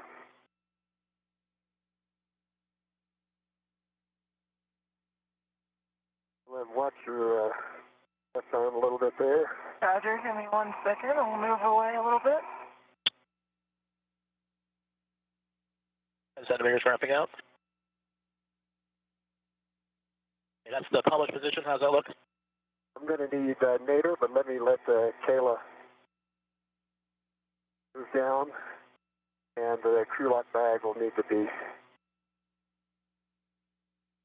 moved as well. Am We're in body frame if you want to give us reference to you, otherwise we can figure it out. That's right. All right. Body forward. Let's go 40 centimeters. Copy, 40 centimeters body forward, and confirm you're good with Kayla's position.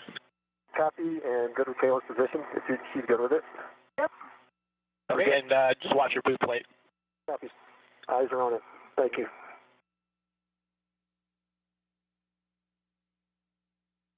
Be good motion. 20 centimeters to go. Continue. Continue. There's. All right. Let us assess this. Okay, there's your 40 centimeters. Position hold. Tom, you'll need to go to your left. Yeah, well. Now go towards the plate. The alignment pin is in. All right. It's kind of hovering over the alignment. I think I'm in a good position with your direction, so in GCA. Copy, GCA is complete, and brakes are on. Copy, brakes on. All right, Kayla. Ready for your direction? Pull it towards you a little bit. Get the alignment pins in now. Okay. Now if you can rotate it so my end comes down, there you go. It's nice and flush there. Didn't feel a good, satisfying pop. There's no soft dock if I remember correctly here. It's just the alignment pin, Tom. That's right. And I'm going to try to see if I can get these bolts hand started. Okay, let me realize I kind of knocked it there. If you could hold it as flush with the FRAM as possible. Yeah. I need to get more left to do that. The astronauts now are talking about the FRAM, or the Flight Reusable Attach Mechanism. It's what these replacement parts are attached to, and it's how they were brought onto the space station in the first place. If you recall earlier in the EVA, when they removed the degraded SASA, they temporarily stowed it back onto the Express Logistics carrier, but now they're doing a more permanent installation of the degraded unit. Matthias, Roger, I'd like manual GCA or GCA to my left. Copy, the brakes are off, and how far do you want to go? So let's go left 20 centimeters. 20 centimeters left, coming in. Got good clear. Be good motion. 10. There's 20 centimeters. Okay. Let's see. Passing. Tom, the end on your right needs to go down. Yeah. There you go. All right. Let's see if that works in GCA. Copy, GCA complete. Brakes are on. All right, Tom, if you could hold... Oh, boy.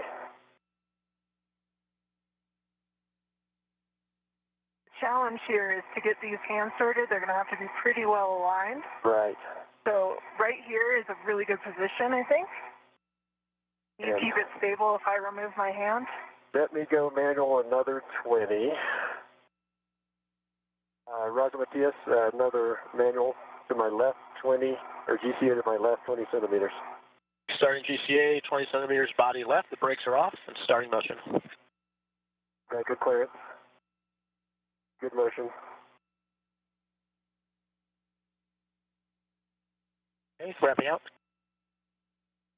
All right, we'll check that out. Assessing.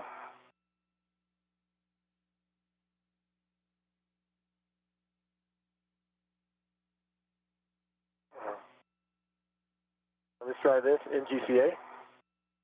Copy, GCA complete, and the brakes are on.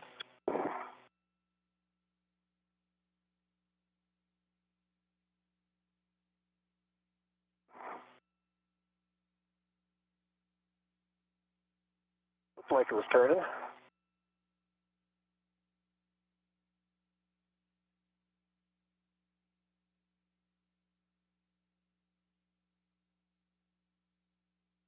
I'll try the other one first. Okay.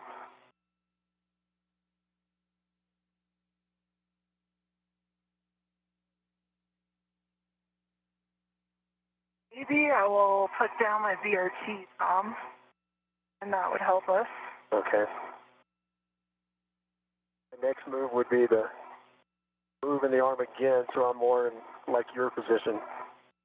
You could do.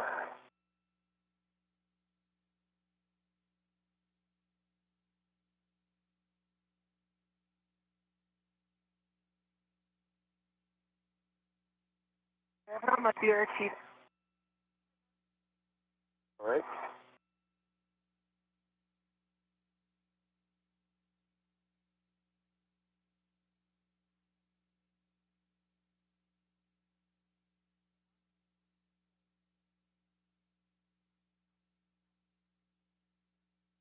Okay. I'll tell you what, I can get into a much better position here if I get some arm motion. Give me one chance to Absolutely. try it. All the chances you need or want.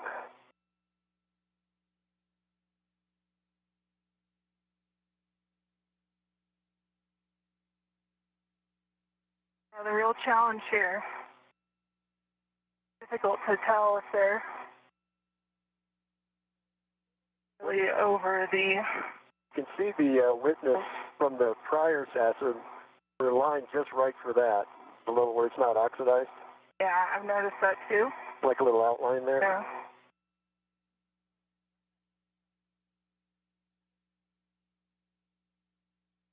You got some engagement there, maybe? Nope. Popping up. Could try getting out the ratchet wrench.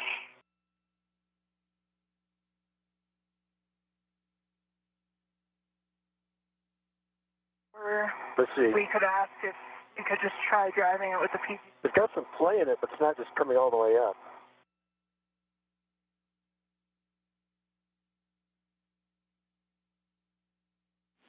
I'm going to lift it out, keep my hand on it. If you want to lift it up just a tad, see if it comes out.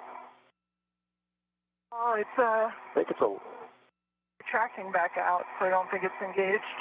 This other one, oh, I see. Yeah, the other one is, I thought was holding it, but it did move a bit. All right, I can help you a lot more if we do a couple more maneuvers. Can you lift it up like a tiny bit and let's see if I can see the holes?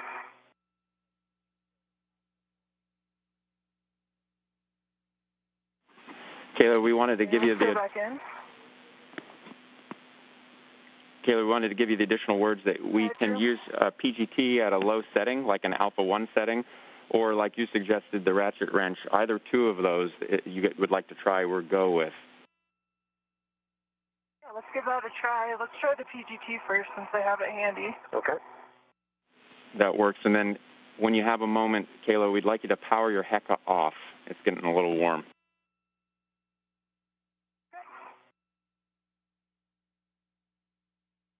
Let's see.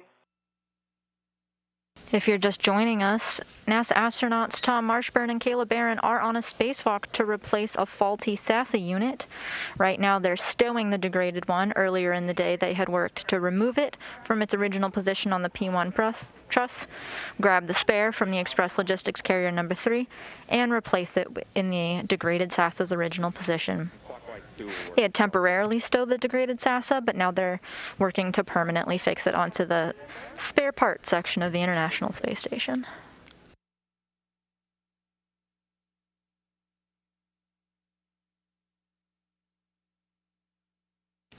Tom Marshburn is actually the oldest human being to conduct an EVA, and he is very proud of that record. This is his 5th spacewalk overall, the first 3 occurring back-to-back on his 15-day STS-127 mission back in 2009. The 4th spacewalk of his career, alongside NASA astronaut Chris Cassidy, happened in 2013. Oh, I inadvertently turned it off. Bye.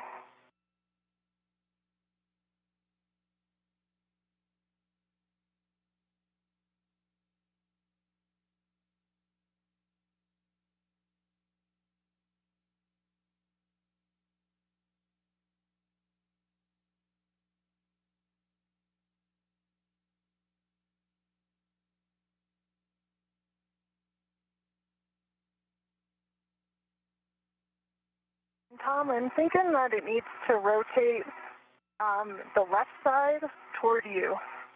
It looks a little... my left side towards me? Correct. Yeah, that's better right there. All right.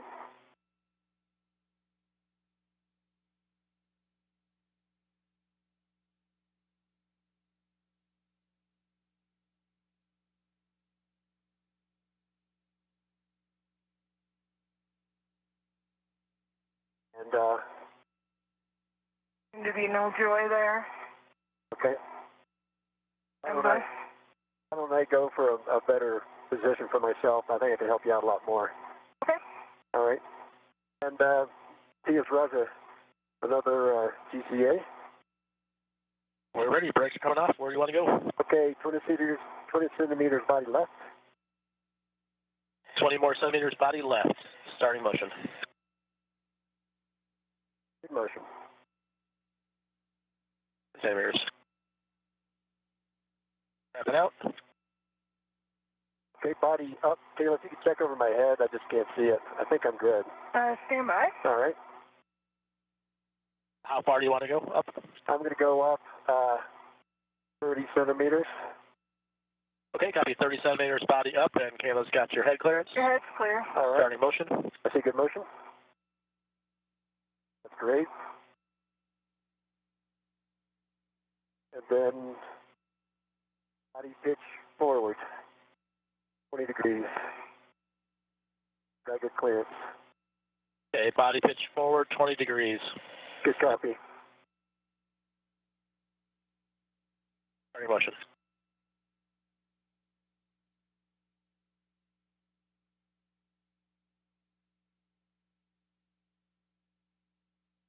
Five degrees.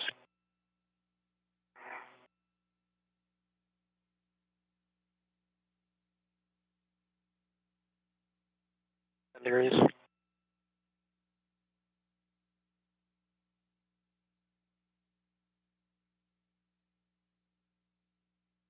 Degrees to go.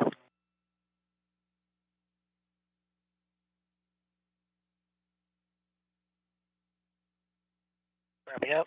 Right, and I'll take body up another 20 centimeters.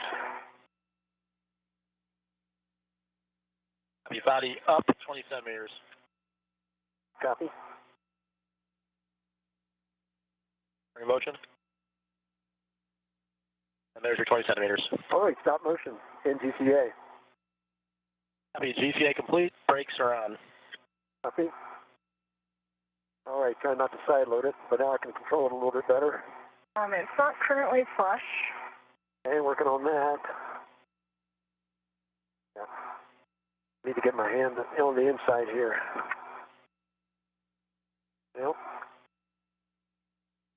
The astronauts here are attaching the SASA to the FRAM, or the Flight Reusable Attach Mechanism. Go down. The astronauts are using mast bolts to keep it secure. Left hand needs to go down towards the fram. Left hand. This particular fram allows the communications antenna to receive heater power. They'll also affix thermal blankets to preserve the antenna's integrity in case they ever want to use it in the future. Go towards the fram, straight down. You push down on it. I've got,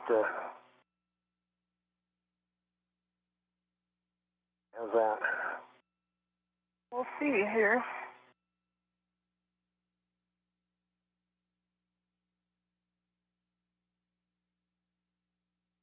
Rotate a little bit.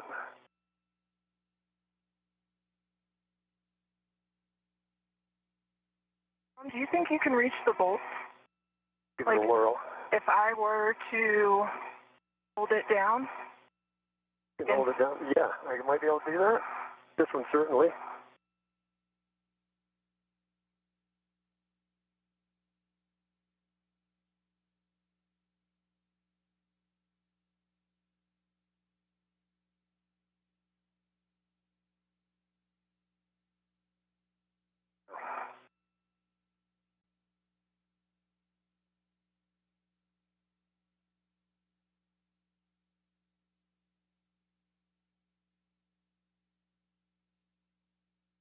I think, I'm giving it a good quarter turn.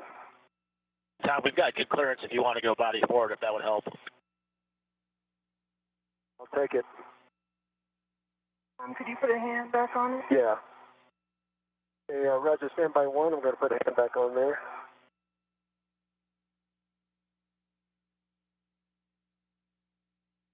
The next thing we could do is this stable, maybe hitting it with the PGT again.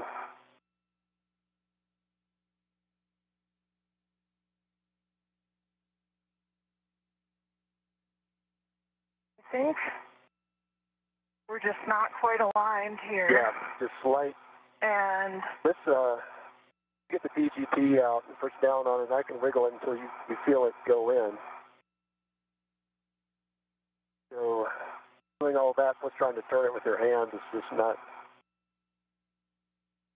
And Roger, I'm going to take you up. Oh wait, I might have gotten it. Oh, okay. Stand by. Roger. Oh man, I think we're this close. So maybe there's just sound up in there. So guys, we've been following along, and so one of the suggestions that we had was maybe try, like Tom described, is go ahead and engage the PGT on the bolt. And if we need to put Tom in a better GCA, I'm just in a slightly better position, and then Kayla has the PGT on, and then when we feel it in position, give it that less than one turn with the at alpha 1 setting. Sounds good. So I'm going to do a quick GCA. And Roger, GCA, body forward, 10 centimeters. Copy. Brakes are coming off and giving you body forward 10 centimeters. Starting motion. We just reached the 4-hour mark into the planned 6.5-hour spacewalk with NASA astronauts Tom Marshburn and Kayla Barron. They are now working to stow the degraded SASA, this one that failed, or part of it went down back in September. They replaced it with another unit, and now they're just stowing the SASA onto the fram. We'll try this. Complete. Brakes are on. I'll see if I can rotate it a little bit. And Kayla, go ahead and go for 2 turns. They're discussing now the best way to get this done with their ground IV, Drew Morgan, and the EVA team here in Mission Control. That involves getting their PGT, their pistol grip tool. It's like a cordless drill in space configured, and using astronauts Matthias Maurer and Rajachari to get Tom Marshburn in a slightly more advantageous position on the robotic arm. Yep. Yep.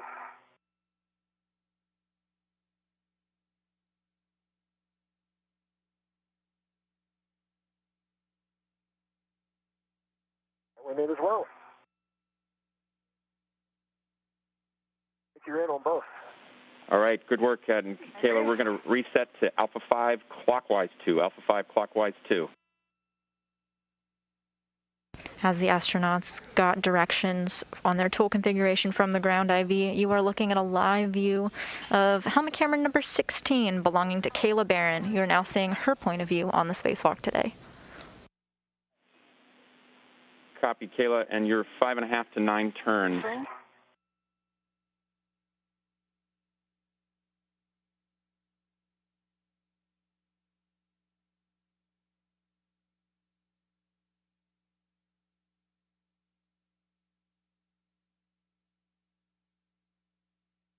If it'd be easier for me to hit this one, or do you have a good reach for it?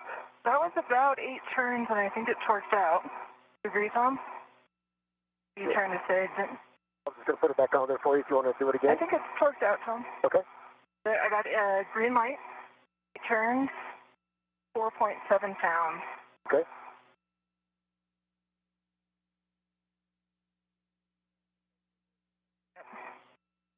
Okay. Stand by, Kayla, we're checking. You want to do that one, Tom? Roger. Yeah, how do you feel about your positioning?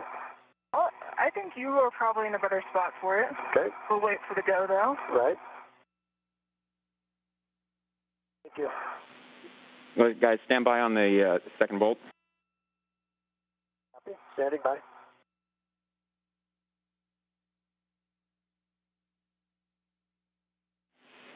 Okay, on the bolt that we just drove, we're going to just double check settings, alpha 5, clockwise 2, and then we're going to attempt that bolt one more time. We're expecting a little higher torque. Alpha 5, clockwise 2 are set.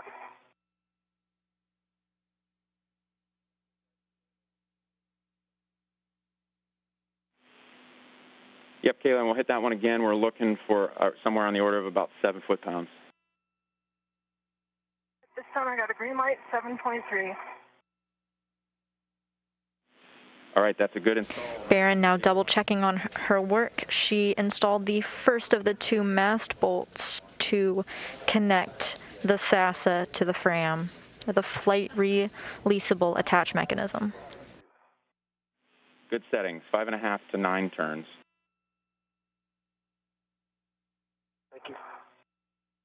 5.5 to 9.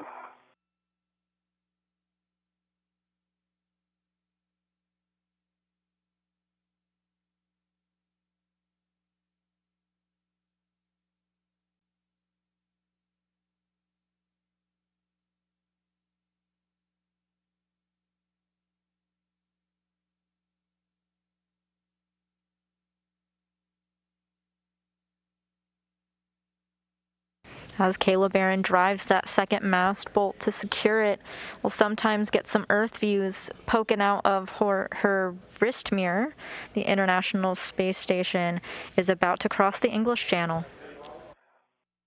6.4 in 7 turns.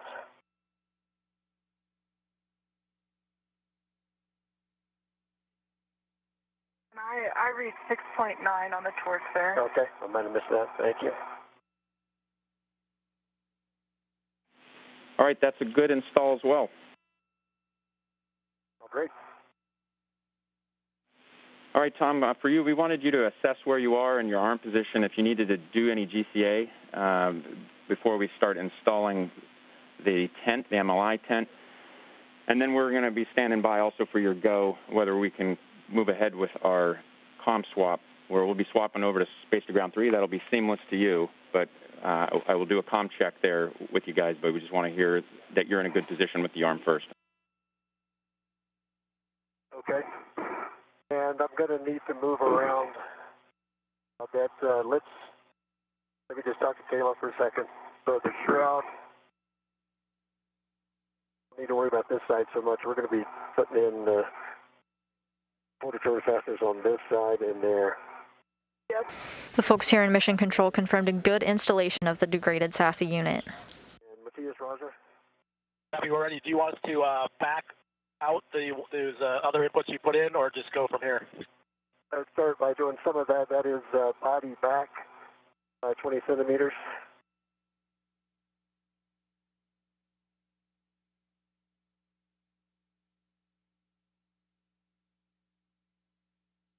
The particular area where the degraded unit has been successfully installed to does allow the communications antenna to receive heater power.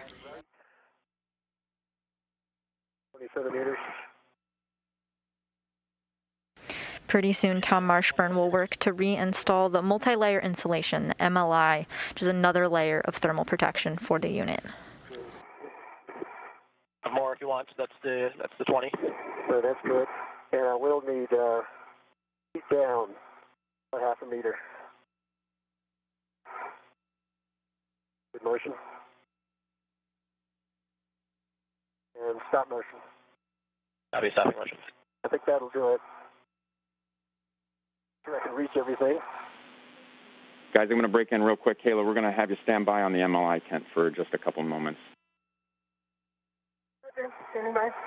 Okay, in GCA. That'll be GCA complete. Brakes are on. And just so you know, I will need another one over to the right side. Get the other quarter turn fasteners. So we're good for now.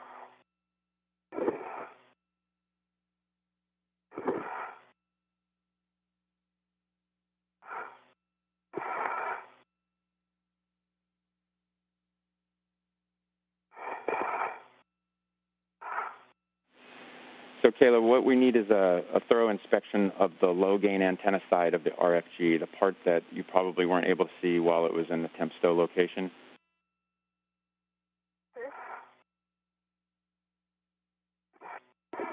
And if you can grab some photos for us, that'll be appreciated as well. Stand by.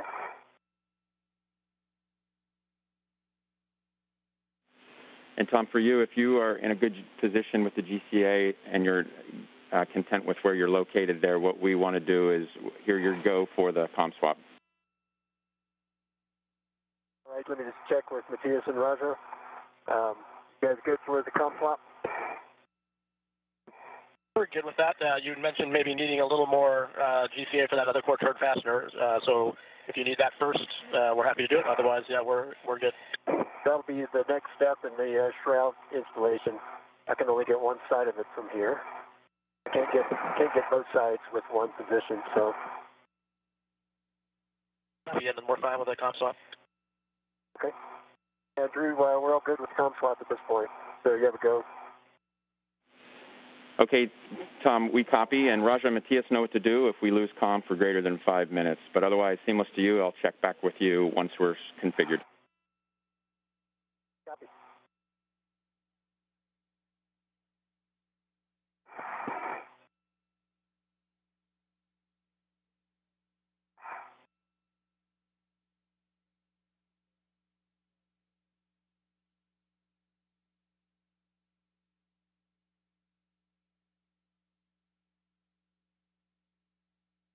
You have live views now of NASA astronaut Tom Marshburn aboard the robotic arm, working to get that multi-layer insulation layer covered over the antenna.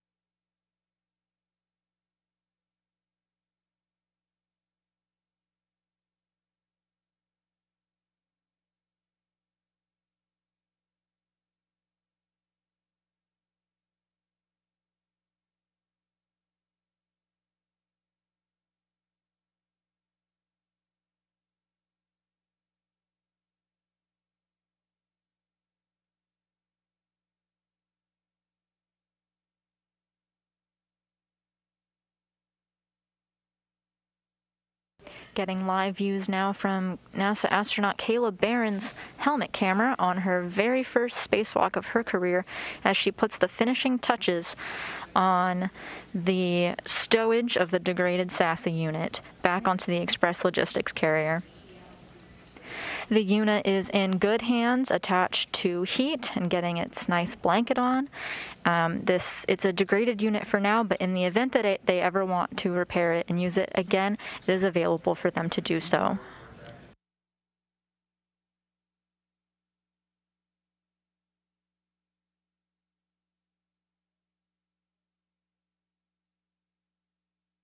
A new unit to replace the spare did not have to be launched to the International Space Station for this operation, as it already lived right here where the degraded unit once was.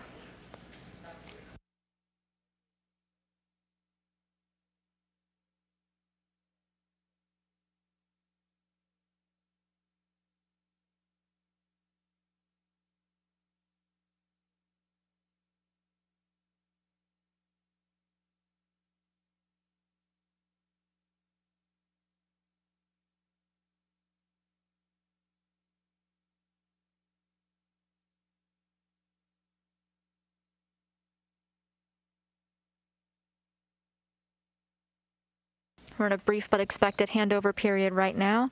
Meanwhile, aboard outside of the International Space Station, NASA astronauts Tom Marshburn and Caleb Barron are working to install the multi-layer insulation.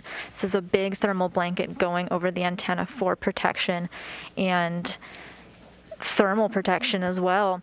They're both on either side of the antenna working to get that fastened.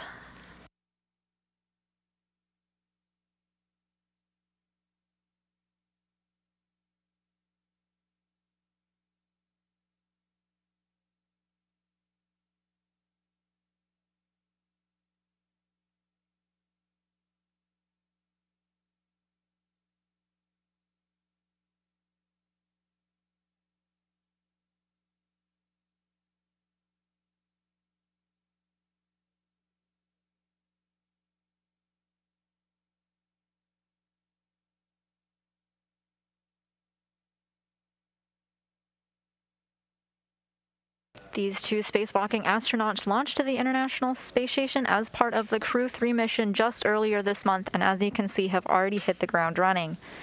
Today, they worked to install a new SASA unit that was already a part of the International Space Station, removing a degraded unit that had gone partially down just this past September.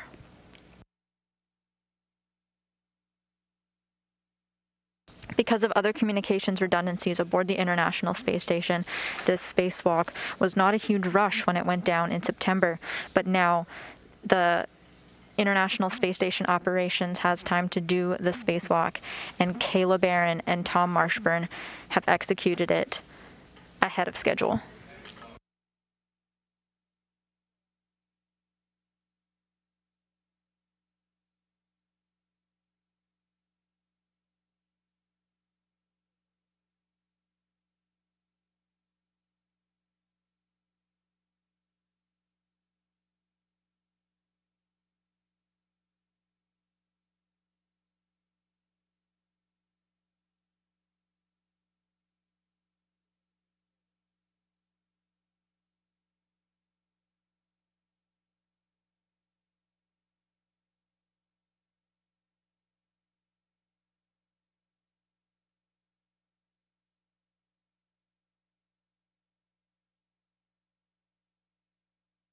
Following these finishing touches, NASA astronaut Caleb Barron will work to return the bags of tools and other equipment they would need during the spacewalk that she had originally brought out of the Quest airlock and return them back. Meanwhile, Tom Marshburn will set to do the steps of the portable foot restraint in reverse and put them back on the SETA and break free from the robotic arm of the International Space Station and join Caleb Barron back in the Quest airlock.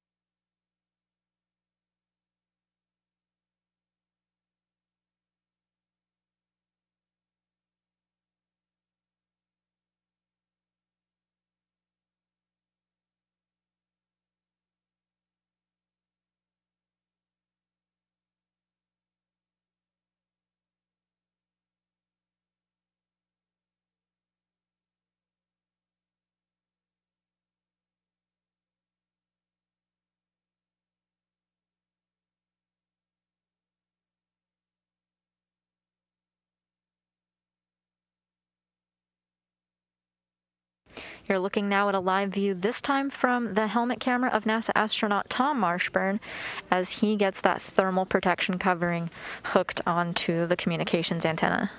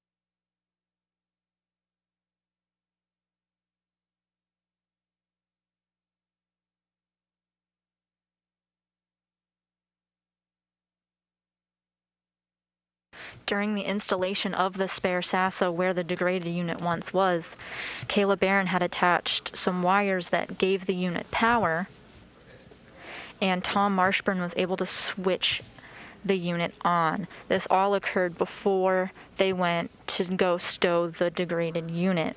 We're now hearing that the unit is getting good forward and return communications on the SASA. That means that the new SASA is functioning as expected. If you recall, the old one had a failed return link. It meant that we could send data up to the space station, but the antenna lost its ability to send signals back to Earth. Fortunately, we've got notification that this brand new SASA is getting information and communication both ways.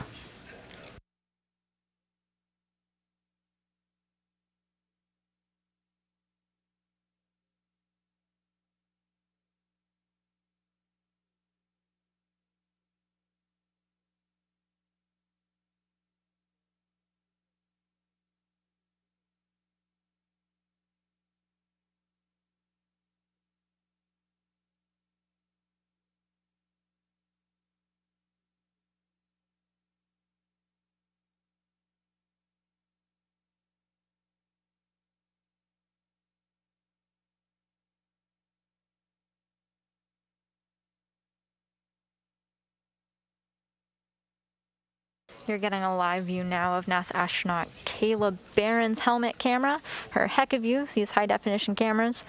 We're watching this through her perspective as she puts the finishing touches, as she puts the thermal protection over the degraded SASA unit for future integrity.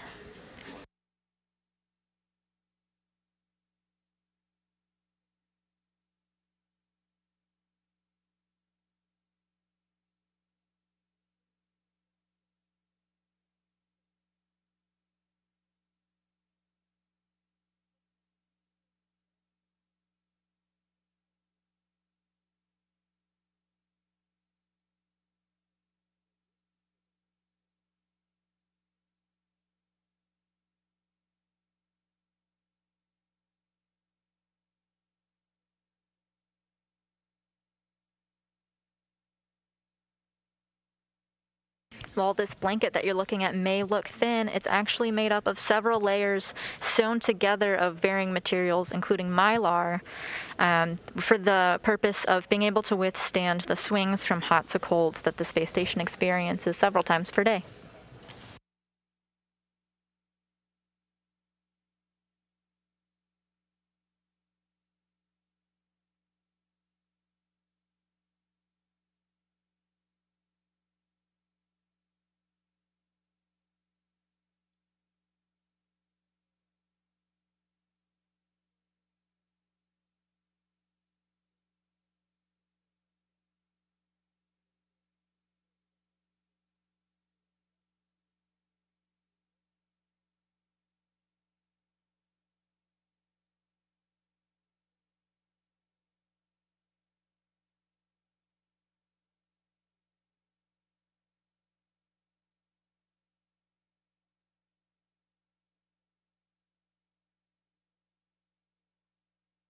So while we're getting information here on the ground that we're getting good forward and return communications on this newly installed SASA unit, the crew, our spacewalking crew today is going to do a check of the communications, and we might hear Rajachari and Matthias Maurer confirm whether or not they hear it.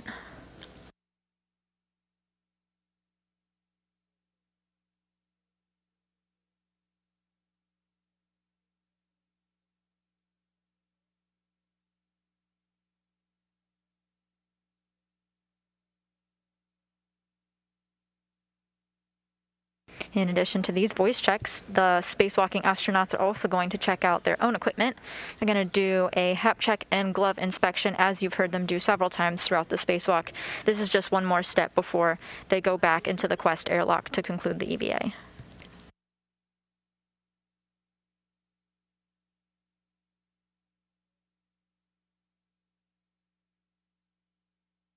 And Houston Station on Space Ground 1, how do you hear?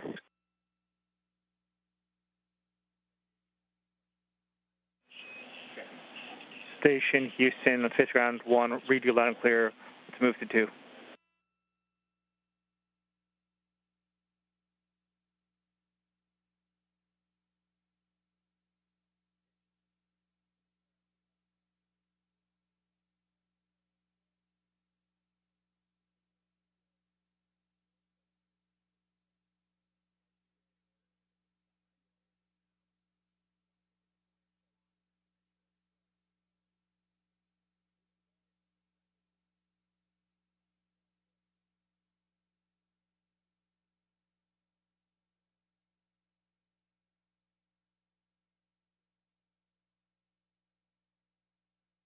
You're seeing the camera views of NASA astronaut Kayla Barron, and if you look at the top of your screen, you can briefly see some red stripes belonging to Tom Marshburn.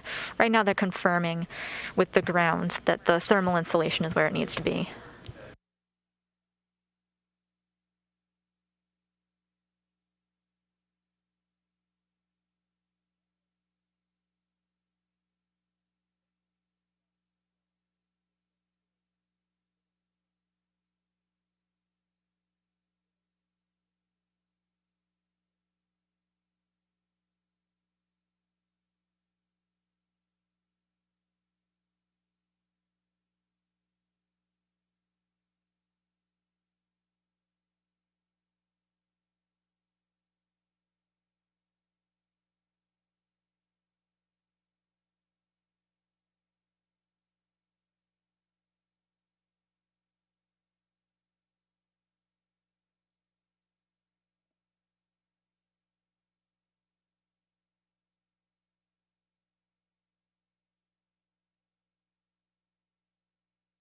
see what's going on because of my, Yeah. from this side.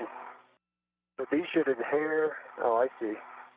Yeah, there's Velcro inside the clamshell that should adhere to the tent. And from what I can tell, not quite flat. Right. Like my end needs to come towards the station aft. Okay. This needs to go down a little bit. You're now hearing the voice of Kayla Barron.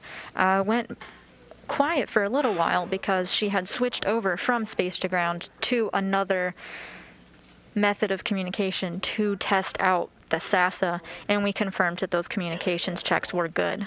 That's good. The good news that we have a working SASA antenna. Great job. That's fantastic. Awesome. Congratulations. That's great. What do you see in, Tom? And then I'll fill in the gaps. So the clamshell is not completely closed, but it's...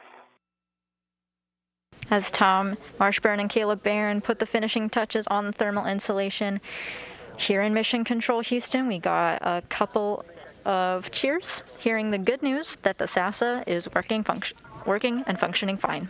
The clamshell's not mating with the Velcro, and it needs to go aft further. So it needs to go aft, but rotation doesn't matter, right? I don't think so. There's a tab on my side. Okay. That's about lined up. And the opening should be facing you exactly, facing Venus. Yeah. So what I would recommend is opening it back up and releasing it, and then trying to get it further aft before we close it. The top of the clamshell, though, is really flush hard against the top of the high gain. Okay, then sounds like a good config. I'll push the MLI now a little bit further up to meet it. The little turtleneck might have been in the way, so let me back that up a little bit.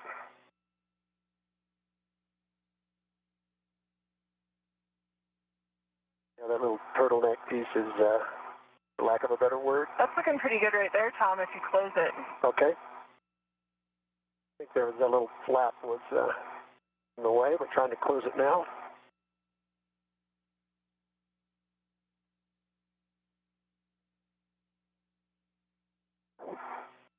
Finger in there.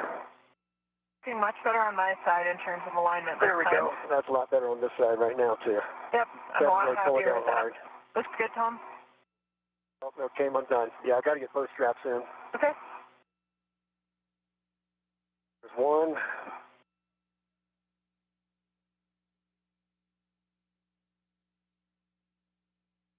Two. That holds it.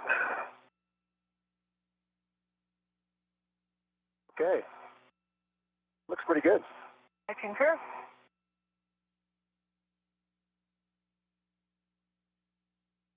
Controls and feathers.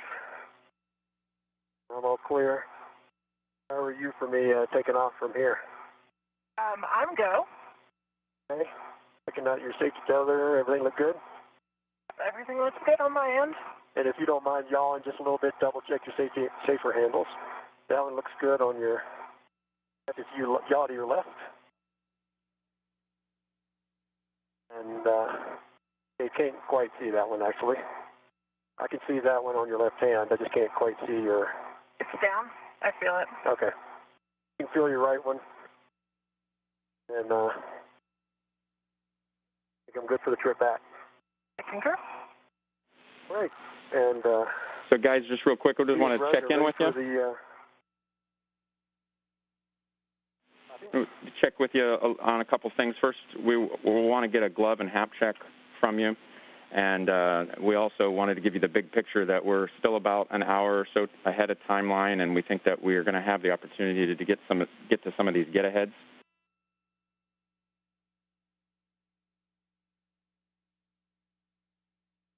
Roger. Copy. Glove check and work.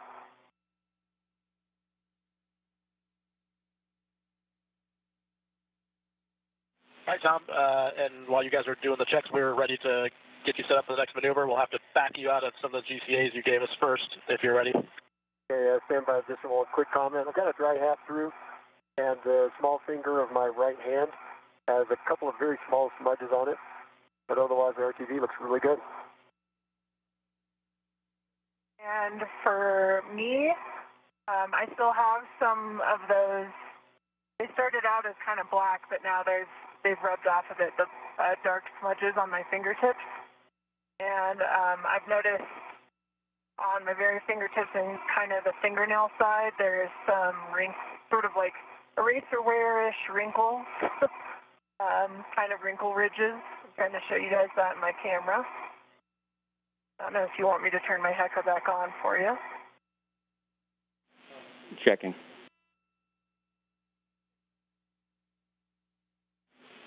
Okay, Yeah, Kayla, Kayla, okay with that, I'll go ahead and we'll take your HECA back on. to see if I'm good. Go ahead. Stand by, Tom. Back on? Okay, copy. We're swapping over to your HECA here. Sure. And Kayla, can you confirm that those wrinkles you're seeing are actually on the RTV? Yep,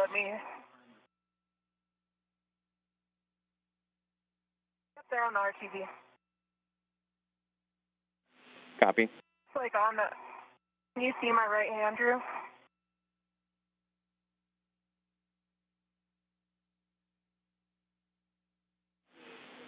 If you could move your right hand to your left.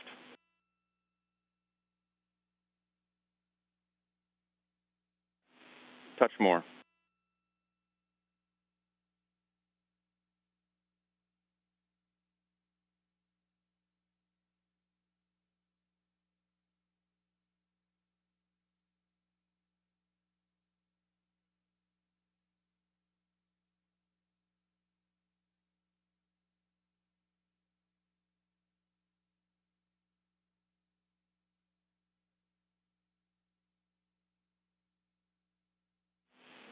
Tom, we're go on your gloves, and so you can go ahead and start working your GCA.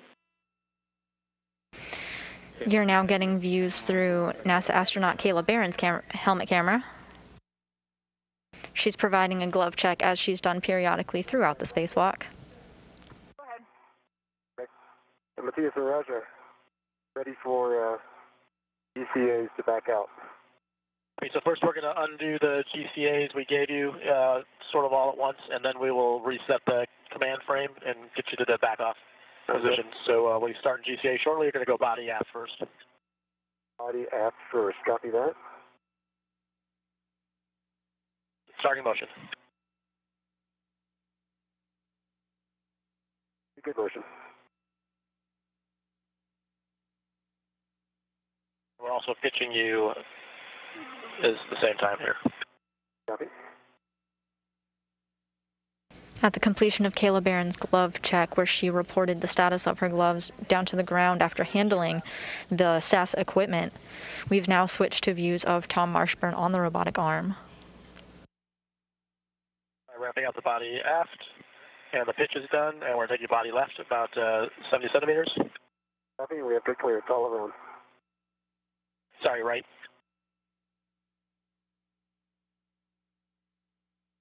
Good motion.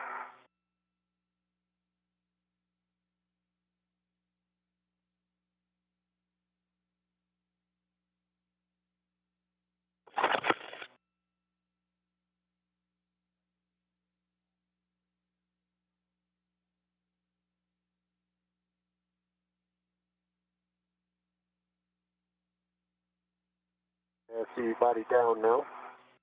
And ramping out. Okay.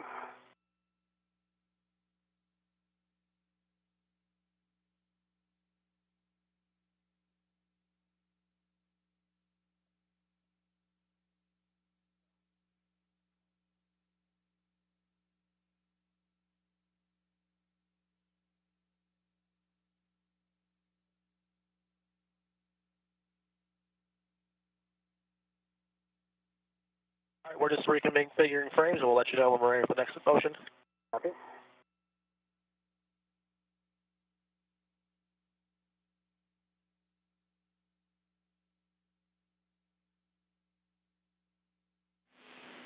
All right, Kayla, we can have your HECA view back again, and it looks like you're complete with caps, and so we'll take that view of your glove.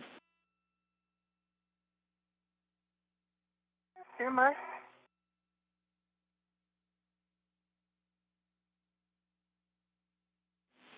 Checking.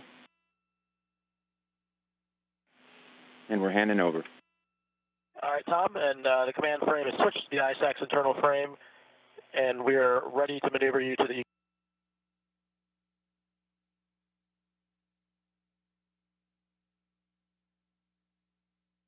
We're on a brief but expected handover period between satellites.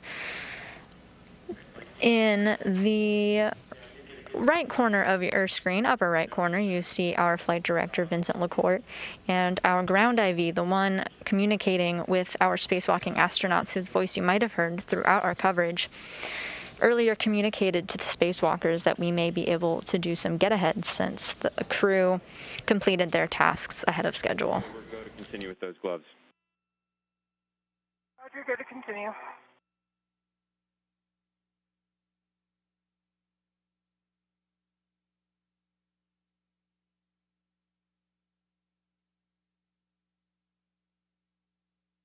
We expect to get our live views back shortly.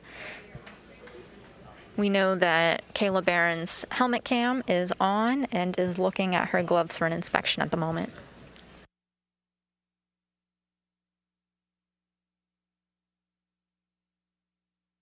And Tom, how are you doing? Pretty good. Waiting for the maneuver back. Roger. They're setting it up.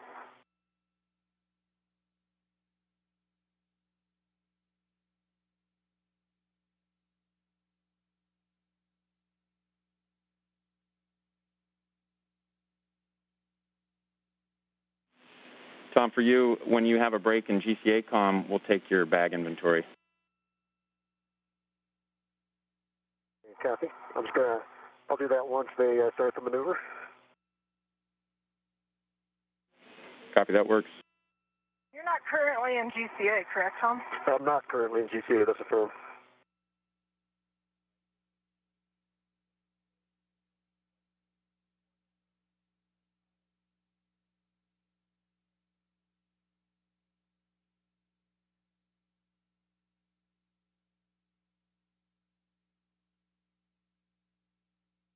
One of the get-ahead tasks is to break torque or loosen the bolts connecting the DC to DC converter unit for the battery charge and discharge units on the P4 truss of the space station. Motion here, and then we'll do a little bit of correction for aft as well. Here comes the motion. Copy. In good motion. And Drew, I'm working on the inventory. And I'm ready to give you a crew lock bag inventory as well. Go ahead and go. Ready to copy, Drew? We're ready to copy. All right, I've got a crew lock bag with an external Here you go. large, small ret. And then, of course, the integrated tether. I have an adjustable to an internal D-ring to a GoPro. I have a cap keeper to an internal ret, cap on it. I have a large, small ret with a small hook to an internal D-ring, and an adjustable with a large hook to an internal D-ring. That's everything on that side. And for the other side.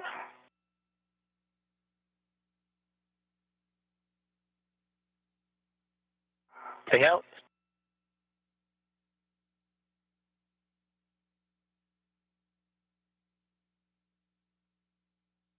Kayla Barron now completing one of the first tasks in her work site cleanup and including taking inventory of a bag that she brought out there with her. And Drew, the remainder of my inventory, I have a internal ret to a socket caddy. In the socket caddy, I have an E-rad with a 2-inch rigid socket and a 6-inch wobble socket. I have a ratchet with a palm wheel on a small ret to an internal D-ring. And I have a long-duration tie-down tether with an integrated long wire tie connected to an integral ret.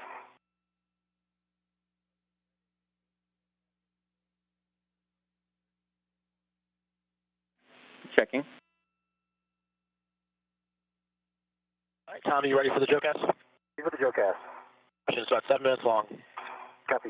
7 minutes. The crew on the ground just confirmed that Kayla Barron brought back with her everything that she brought out. Another step in the worksite cleanup. Starboard and nadir back towards the front of the truss. Copy. One of her first tasks of the day was to bring these 2 bags out of the Quest airlock and over to the Express Logistics carrier, where they worked for a lot of this spacewalk. Stand by. We just wanted to confirm that you were in motion. Copy. I'm in motion. Seek in motion. And Tom, if it's okay with you, once Drew gives me a go, I could finish my ORU bag inventory so I can work on getting things packed. Yeah, go ahead and finish that up. Okay. Kayla, you have a good bag inventory, and we just wanted to remind you that we do need the ratchet with the 6-inch for the get-aheads. Yep, I concur. I was going to ask you if you agree with me putting the wobble socket on the ratchet and taking the ratchet on my mini workstation. Yep, that works for us.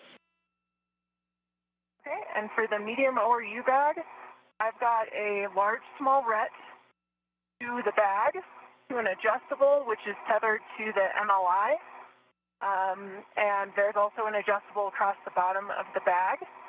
Externally, I have a large small adjustable and a large small ret.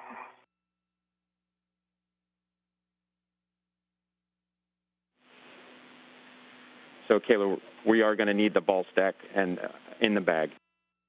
Oh, yep. I agree. Good call, guys. Stand by, I'll retrieve that now.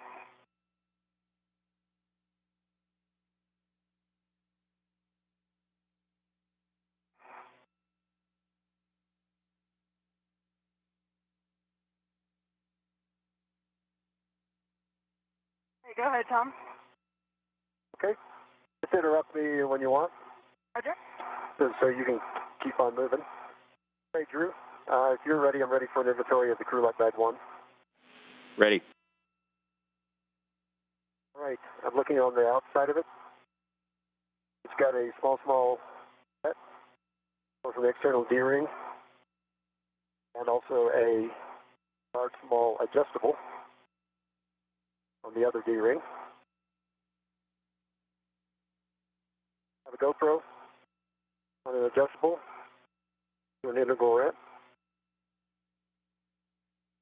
Halfway through the motion. Copy. Long duration tie down further with the wire tie, integral ret.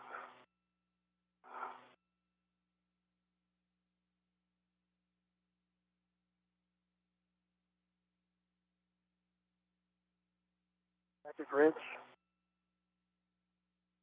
The palm wheel.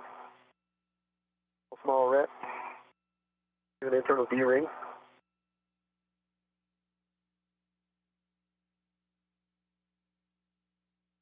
Pry bar to an integral ret. Waist tether. An internal D-ring. And the socket caddy with the ERAD and the 2-inch socket is on an integral ret.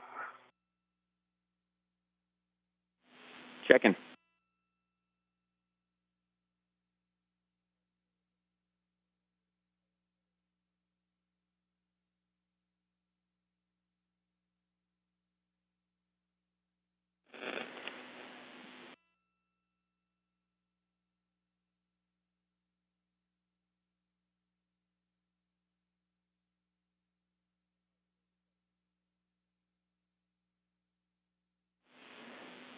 And Tom, that's a good crew lock inventory. Kayla Barron had just completed the inventory of the bags that she had brought out with her for the spacewalk, and now we just got confirmation that Tom Marshburn did the same thing, and he has everything that he needs.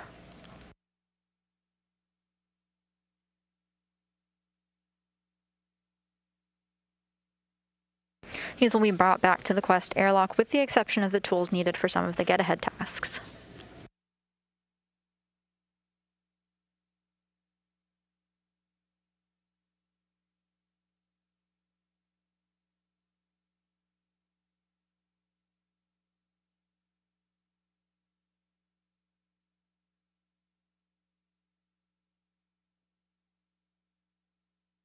How's it going, Kayla? Good. I have the mutt, and I'm working on getting it stowed in the medium lower U-back. My ret swap now.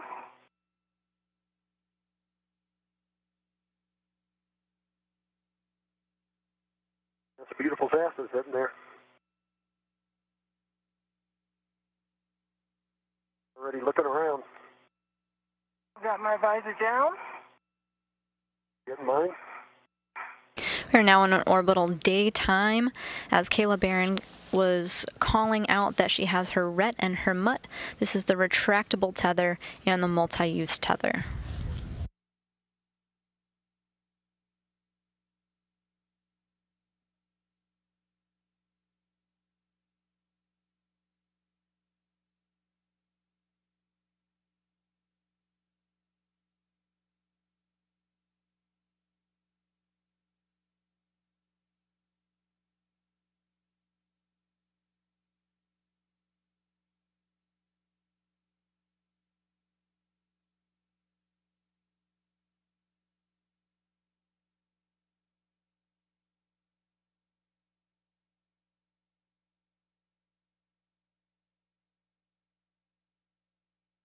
Motion wrapping up. Copy.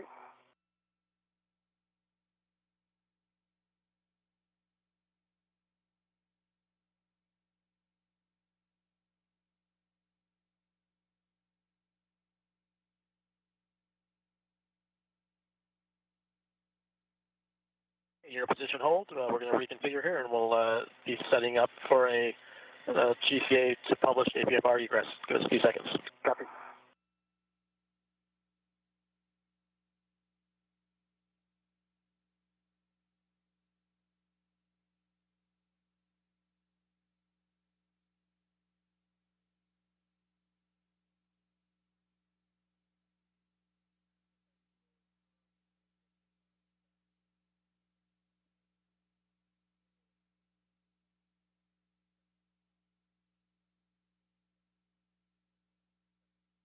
All right, and we're ready if you are, Tom. I'm ready.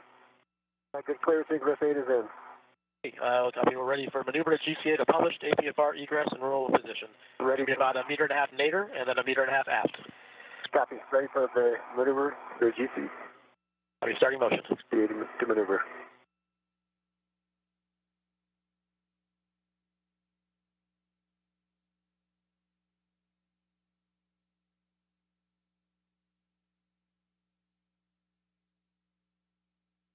Clear.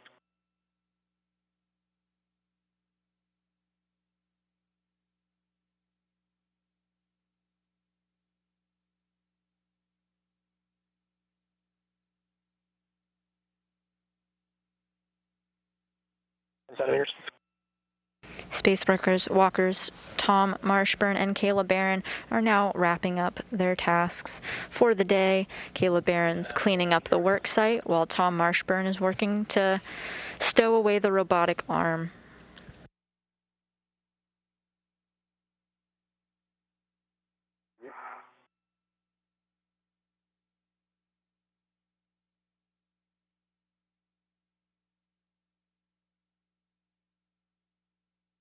Continue. Copy. 1 meter. Continue. Egress 8 is in.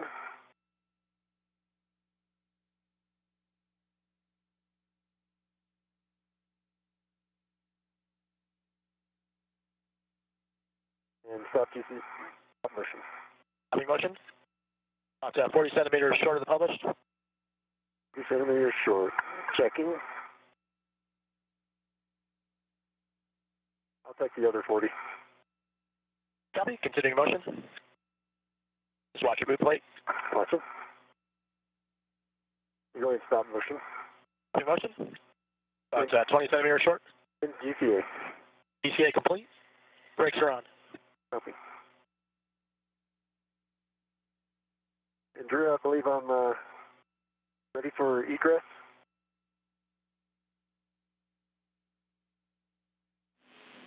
Yeah, Tom, it looks like you're in the egress position, and then you can stow your crew lock bag on the truss. Just let us know where you put it.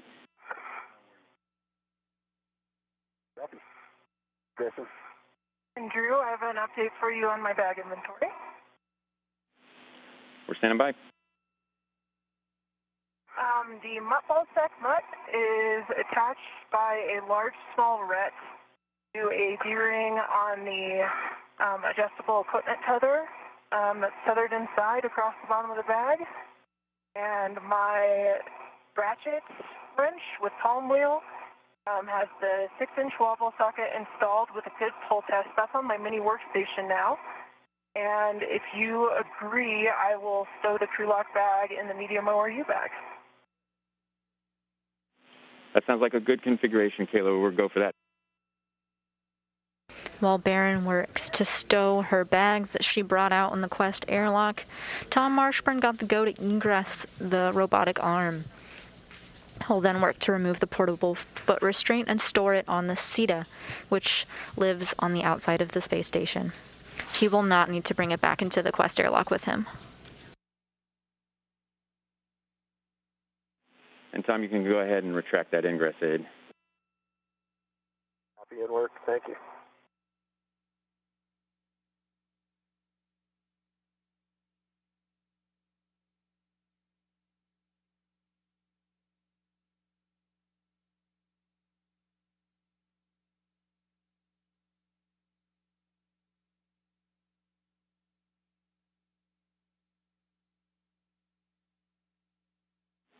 And Tom, I can help you build your tether pack back. MI1.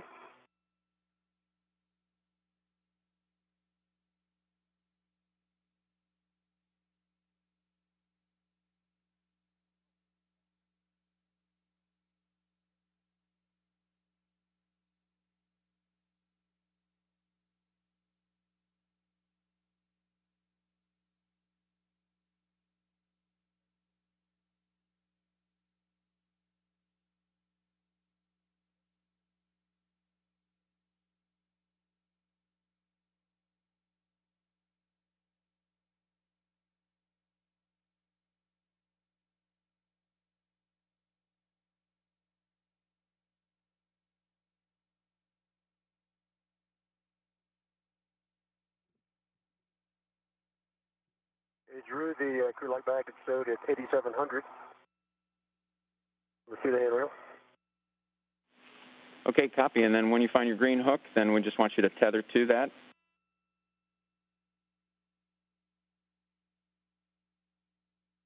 And then you can attach that to your red reel. There's going to be our key in place here.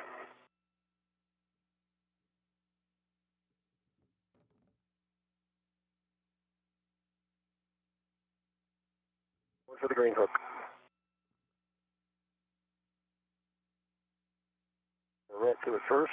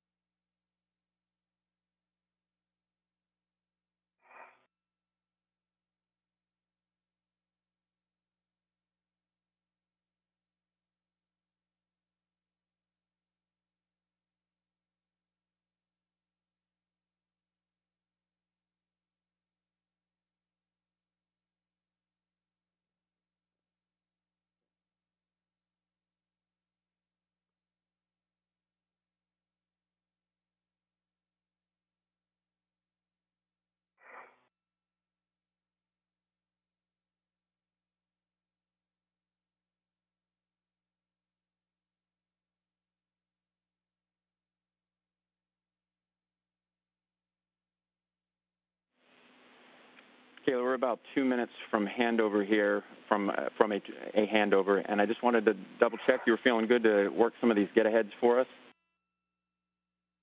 Sir, I'm feeling great. I've got the medium ORU bag packed up and on my BRT, and I was going to head Down to P44 Alpha. All right, that sounds good. And then if you could give us a safer handle check as you get down off of the ELC. Okay. We're in a brief but expected handover period. Kayla Barron is talking with the ground now, reporting that she's all done with her tasks, and when the ground asked how she's feeling and if she's up to doing some of these get-ahead tasks, she said she's willing and able. My safer handles are down, and my gauntlets are down, Drew. Okay, copy all. We'll be handing over here in a minute or two. Drew, my green hook is going on to the red reel, and I'm locking it. Copy that, Tom. That's a good check. And then you can release your yellow hook from the arm.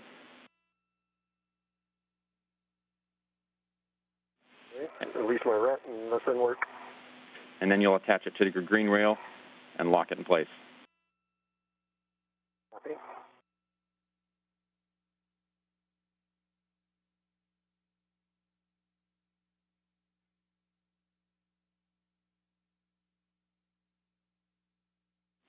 And we're stepping into the handover. Roger. We expect to get our live views back shortly, and when we do, we can soon expect to see NASA astronaut Tom Marshburn free from the robotic arm for the first time in about 4 hours. We're now at the 5-hour mark of the planned 6.5-hour EVA. They've completed all of their tasks for today, and we've got a good communications check both on the ground and a verbal confirmation that the astronauts can communicate and hear them okay, meaning that the new SASA unit installed is functioning fine.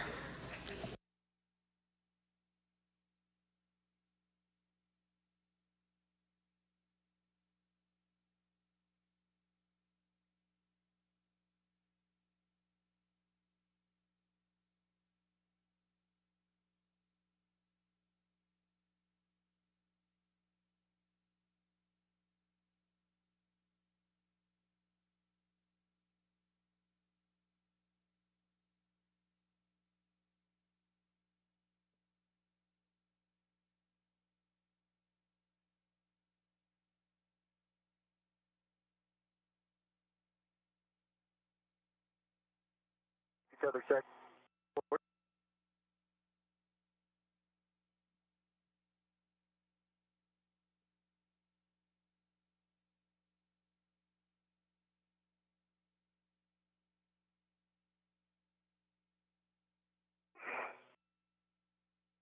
There's still LOS for another few Okay. seconds.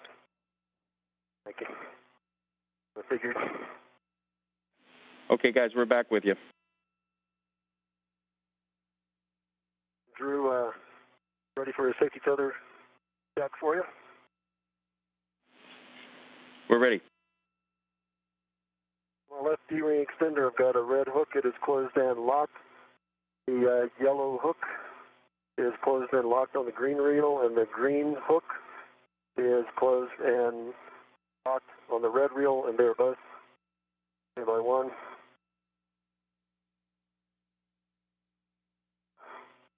Second, they're both unlocked, and they're both unlocked.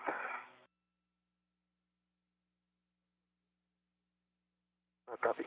All right, Tom, that's a good tether config. Copy. So you can remove the APFR from the arm, and you can stow it under your BRT or tend it on over there, and you can give the arm a go to maneuver to their parking position. Copy that. As Marshburn works with the ground to move his tethers into a good configuration to get off of the robotic arm, getting some views of the Earth during this orbital daytime as the International Space Station passes over the South Pacific Ocean.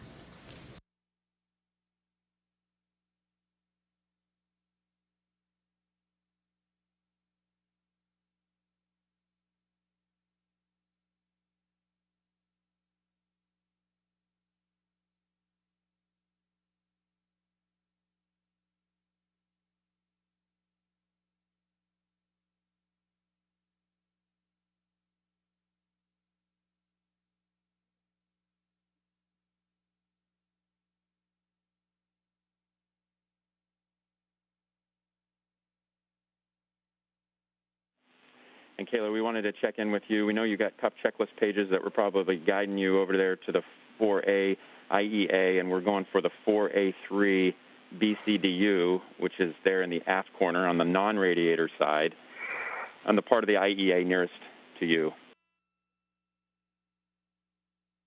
I believe I'm looking at it right now. What I see is, let's see. CADDC, well actually, yep, a battery charge, discharge unit ORU, serial number 0032. We're checking.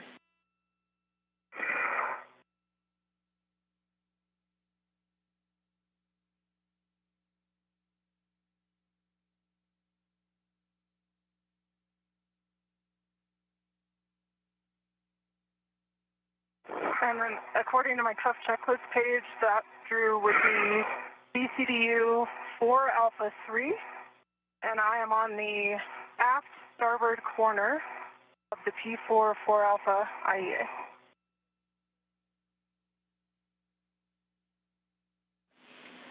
All right, Kayla, you are on the right BCDU. We'll have you take your ratchet wrench, and then we're only going to do a half to a quarter turn on H1, and H1 is the non-doghouse side. Barron now working on her get-ahead tasks. You'll note that she only needs to slightly turn the bolts. This is because we're just generally loosening them for possible future use.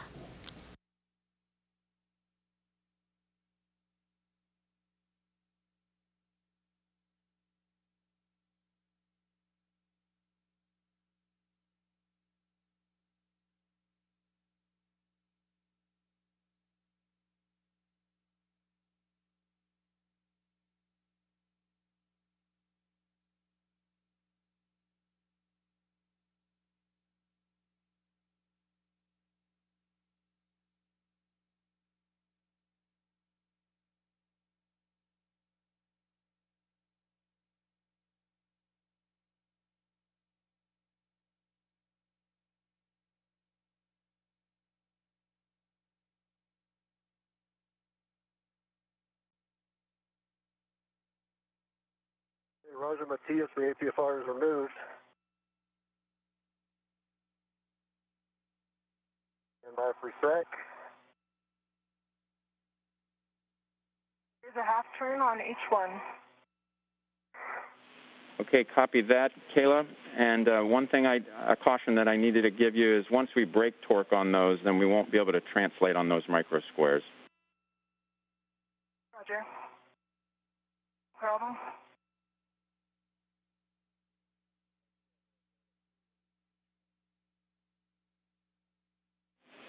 It's All right, broken next. on H1. Copy that, Kayla. And now we're going to go to the PGT, and I'll give you settings when you're ready. Kayla Barron now braking torque on the bolts to save time for future spacewalks in the event that they ever needed a spare. Loosening these bolts, connecting the DC to DC converter unit to the battery charge and discharge units on the P4 truss of the space station. Thanks for flying Canada Arm Airlines today. Make sure to tip your pilots if you enjoyed the ride. Certainly did. First pilot. Great words from Rajachari there, who assisted with the flying of the robotic arm containing passenger Tom Marshburn. Cautions, I'm going to read you. Okay. I've got Alpha 7 counterclockwise 2 set, and I'm listening. Okay, those are good settings. First of all, we want to just make sure that you ensure that the socket's fully engaged before you turn the bolt to prevent bolt damage. And torque is broken when you feel motion on the bolt head. And to prevent bolt damage, we don't want to exceed a half a turn on release. So a little bit late in giving you that one, but I think we're still in a good place.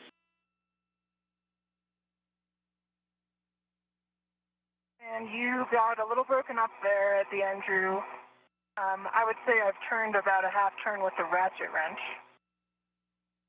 And so, you want me to drive the PGT? Kayla, you have a good understanding. That's correct. Okay.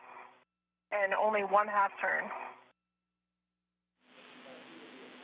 that correct, Drew? So, sorry, apologize for that, Kayla. So this one's on this H1 with the PGT, you're in the correct settings, Alpha 7 counterclockwise 2, and we're going to do 7 turns on this H1. It's going to be a full release of this H1. While Kayla Barron gets to work loosening those bolts, we're getting a view of Tom Marshburn taking a look at the portable foot restraint in his hands. This was attached to the robotic arm that connected his feet for the majority of the EVA. Now the depressible.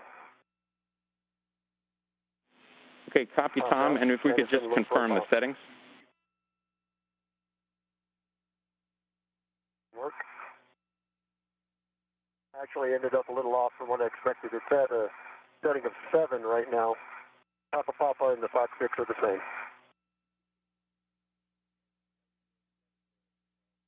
H1 is released, and I did get 7 turns, and right at about 7 turns, the PGT skipped a little.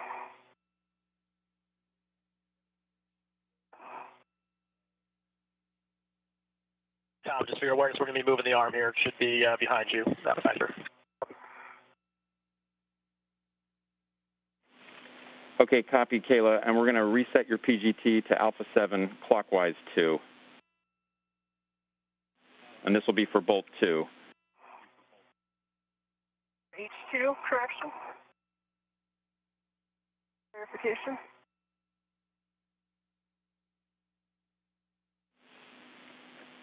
And Kayla, you're going to do this H2 bolt on the 4 Alpha 3 BCDU, and we'll just take your torque turns and light. And Tom, for you, we just want to confirm.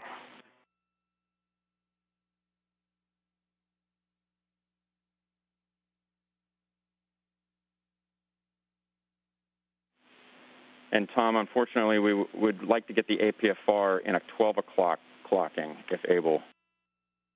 12 o'clock clocking. I'll be that.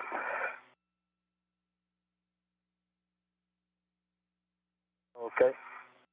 And then I'll probably roll it around, right? Because it's in a low profile position now, but I flip around the clock and then redo the pitch. Not the pitch, but the roll. And it'll be in a low profile, but I'll copy. And I'll go into the 12 o'clock position.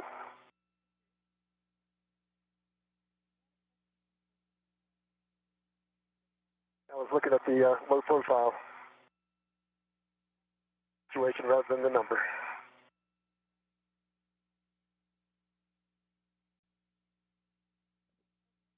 Drew.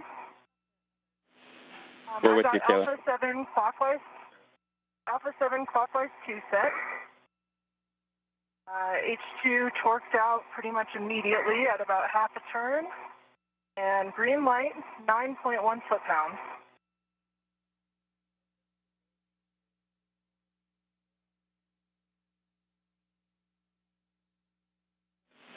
Okay, that is a good reinstall on H2. Kayla, next we're going to move down that same side of the IEA, the non-radiator side, and we're going to go to the 4 Alpha 2 BCDU in the opposite corner. And can I just confirm, Drew, I never released H2 with the ratchet. Was that correct? Just want to make sure I'm tracking. Intent here. You're correct, Kayla. You understand it absolutely correctly. I will stow my PGT and head over to the other VDC. Yep, we'll meet you over there, and that will be ratchet wrench first. Roger, ratchet wrench first.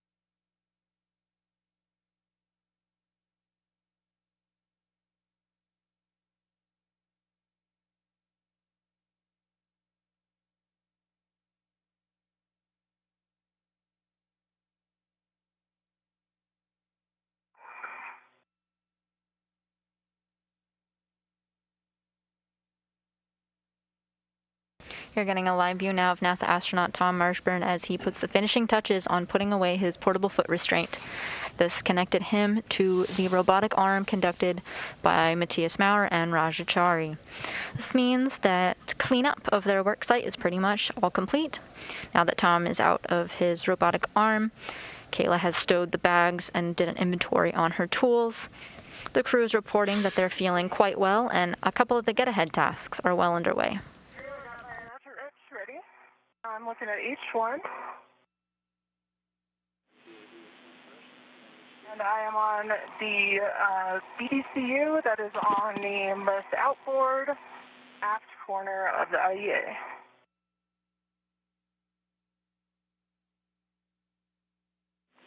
Checking, Caleb.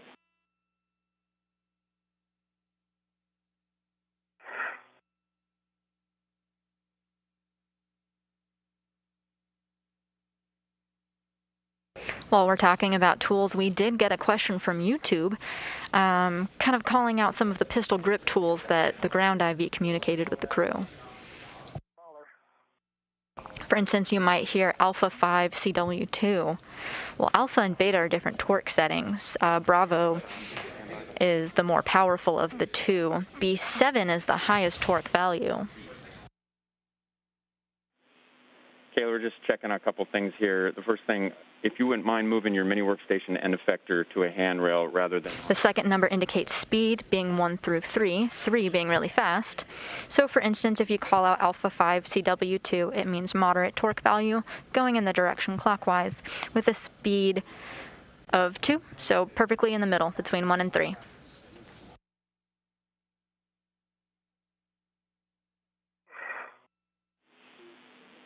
Checking.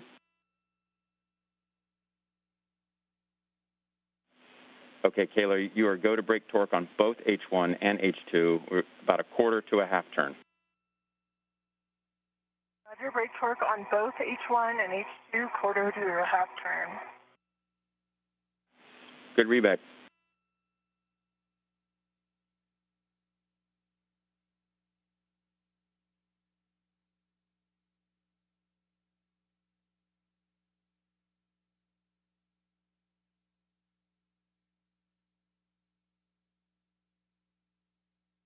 And Drew got it to the 12 o'clock. Black on black, good pull, good twist test. We're in Papa Papa. Going Fox 6.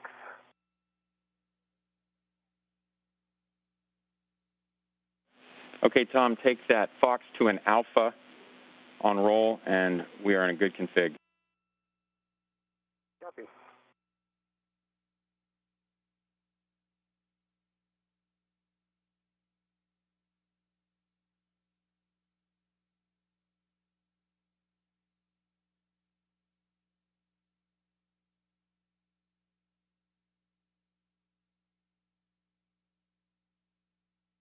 And the brake torque on H1, a quarter turn, just moving over to H2. Copy.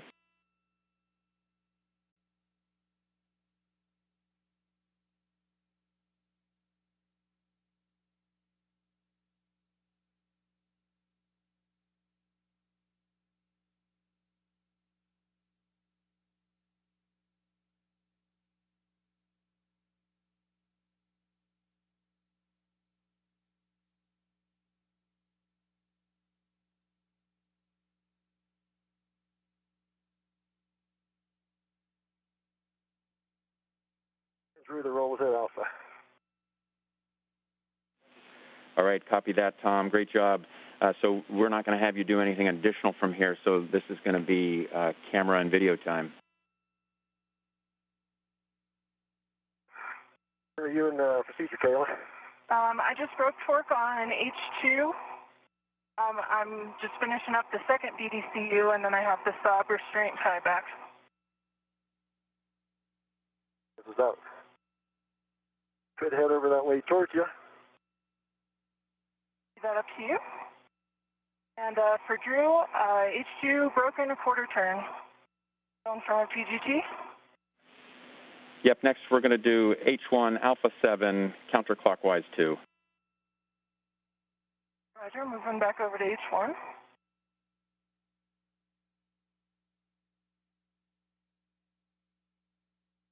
Drew, I was thinking about heading over towards Kayla. That's all right with you?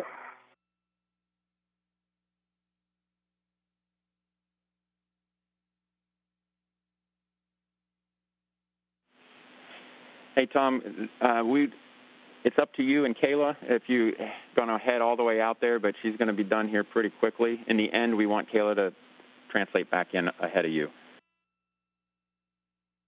Appreciate it. All righty.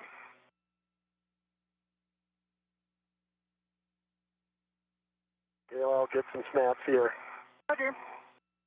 And for Drew, I've got Alpha 7 clockwise 2 steps, and I'm at H1.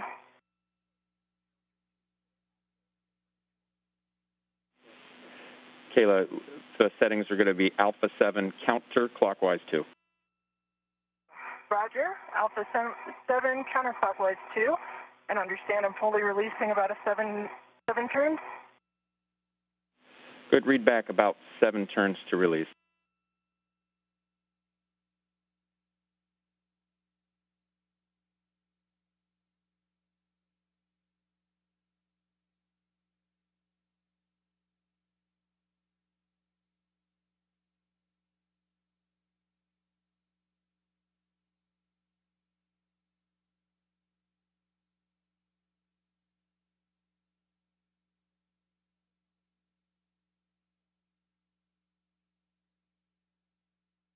Drew, I will go ahead and get my crew lock bag on me. And Drew, sounds good. That was 8 turns on H1. The PGT did not skip this time, but I believe it's fully released. I'm not sure what indications I have of that, though. I did notice the lock-unlock indicator is indicating it was kind of like bouncing, I guess, clicking back and forth near the lock indicator.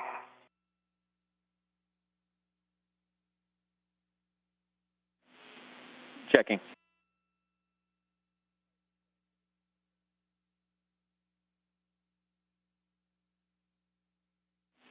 Okay, let's give it 2 more turns on H1. Okay, 2 more. Drew, I'm giving the paddle a couple of pushes on the feeder cart. All right, we see it. Drew, that was 2 more turns, and the PGT and Bolt seemed to skip this time.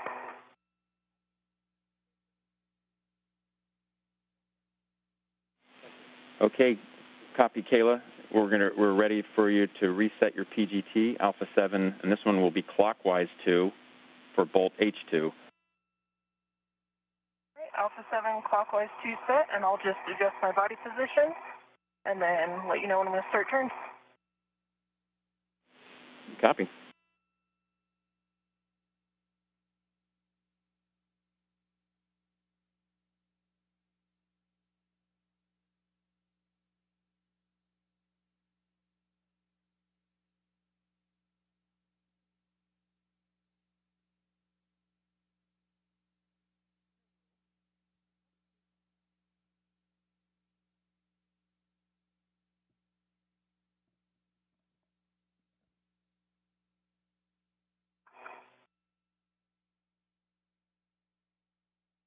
All right, I've got Alpha 7 clockwise 2 set,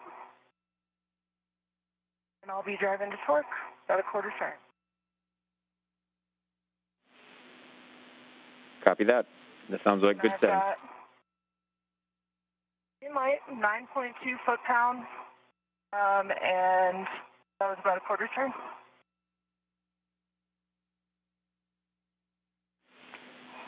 Okay, copy, Kayla. I'll start heading over to the Saab brackets. Okay, we'll meet you there. That's in the opposite corner. Roger.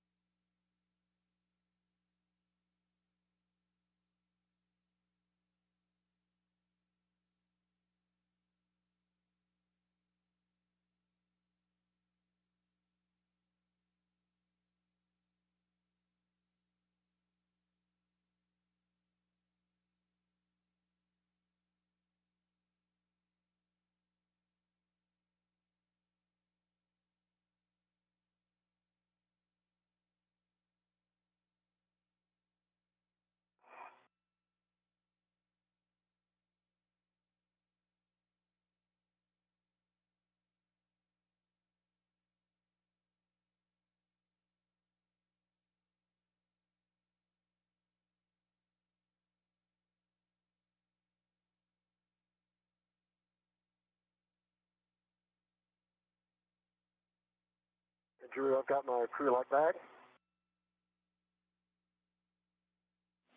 Copy, Tom.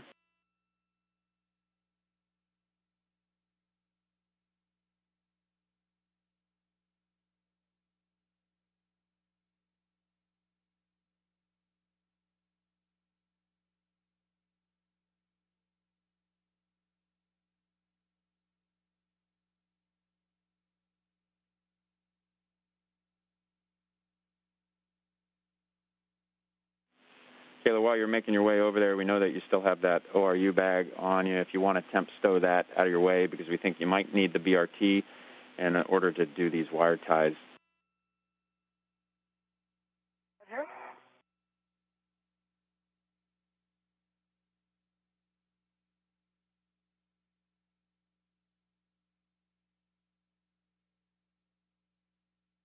We'll assess that in a second here, Drew.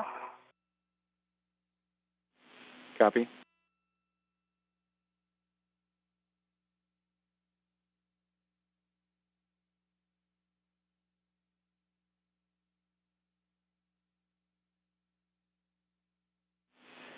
And Kayla, a couple more words for you. Those micro fixtures there on that lithium-ion battery by the sob that we're going to restrain, those are, unfortunately, are not able to translate on those. Roger.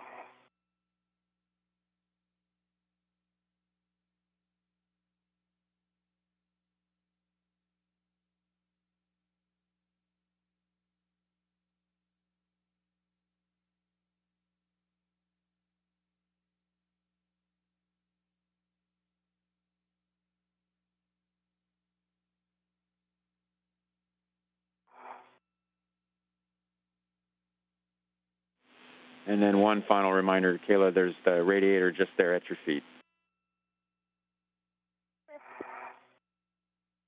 Clear?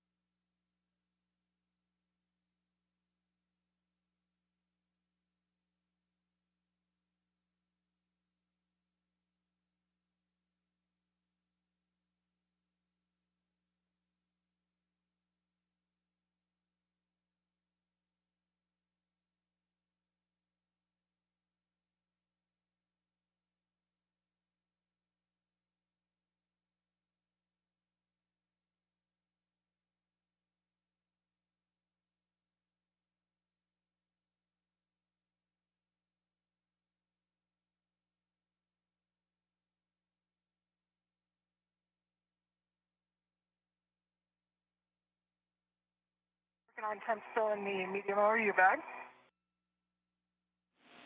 Copy. And I have a recommended handrail for you to BRT when you're actually working the wire ties.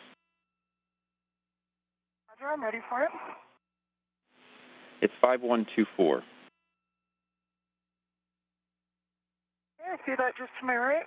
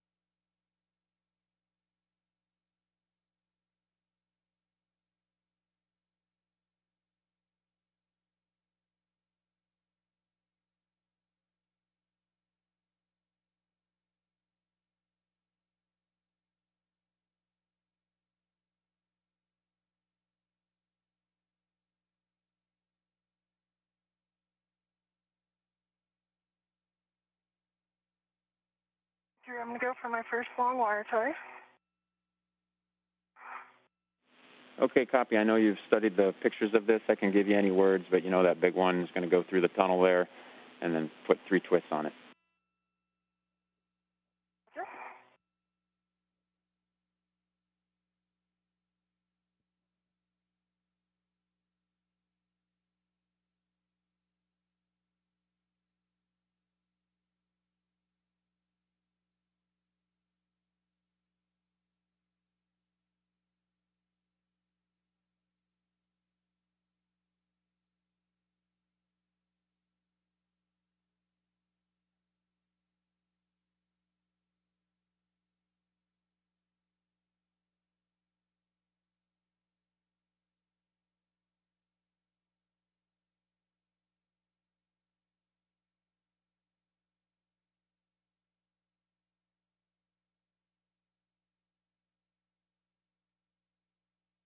Switching now to live views from NASA astronaut Kayla Barron as she works on a couple of get-ahead tasks before the conclusion of this spacewalk.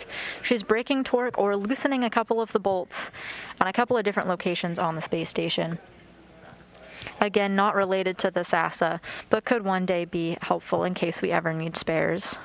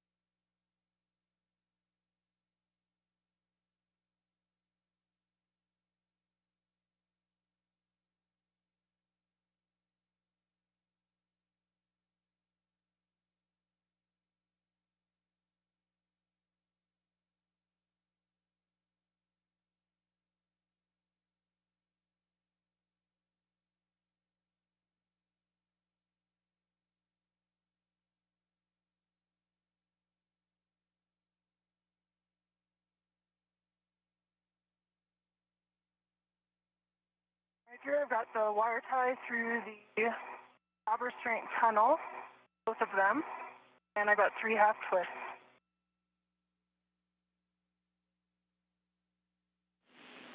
Okay, Kayla, that looks good. And you know the second wire tie goes on that micro fixture there adjacent. Okay, that's going to work.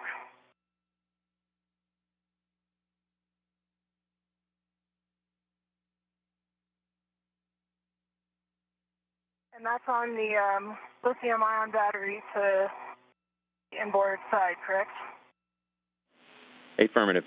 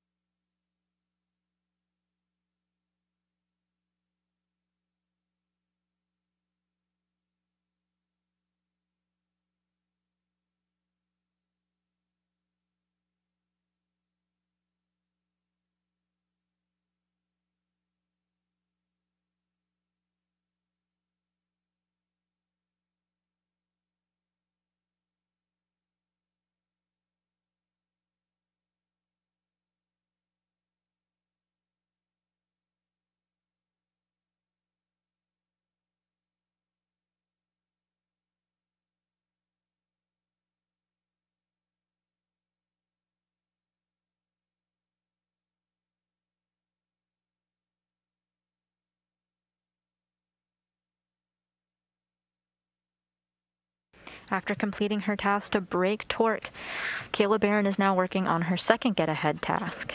This involves putting wire ties on the sub, or solar array blanket boxes, and that's what you see her tying now. I've got it secured to H2 with 2.5 twists.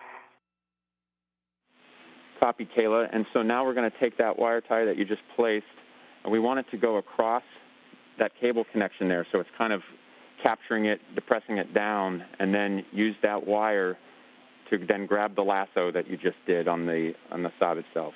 Exactly. Stand and it's gonna work.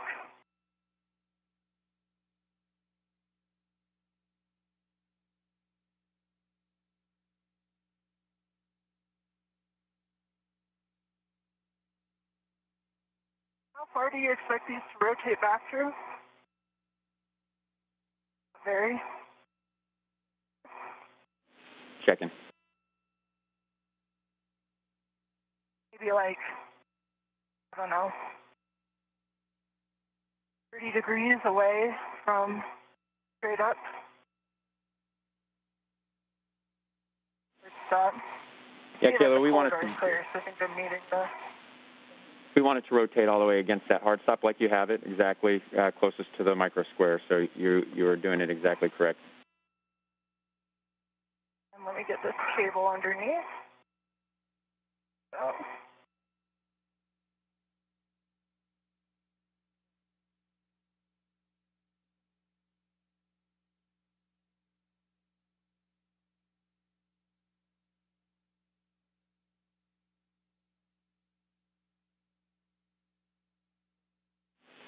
Yeah, Kayla, and so that ORU just off to your right is the PFCS, and we want to be able to get at that robotically, and so your tieback is going to give us clear access to it.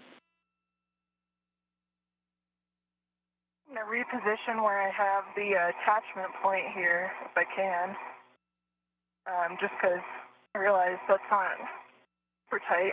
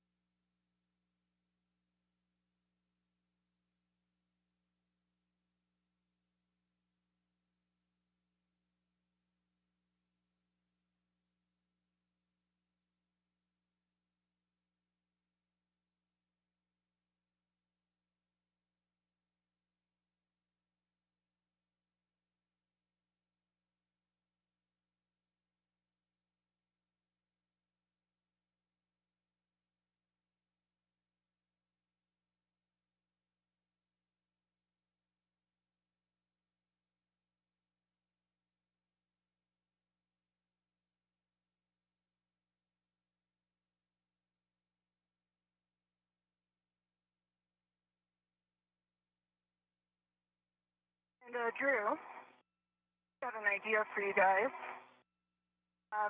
Would it be okay to thread the H2 wire tie under the looped wire tie and then tighten it back that way? Yep, Kayla, that's exactly what we want you to do. Then double it back and then add 3 twists. Roger. Picture, I kind of remembered the ends being connected, but this I think seems better from my standpoint right now. As one of her get-ahead tasks, NASA astronaut Kayla Barron is working to install a set of 2 long wire ties to the solar array blanket boxes.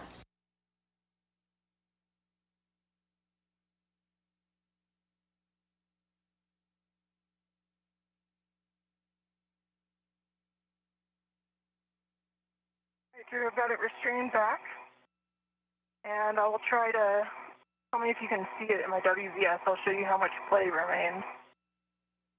Definitely clear the corridor.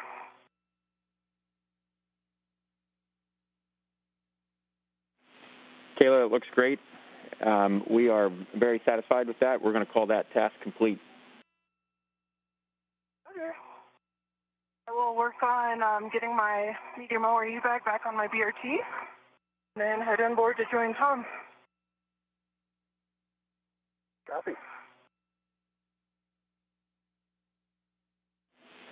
All right, that sounds good, Kayla, and we'll meet you at your green hook.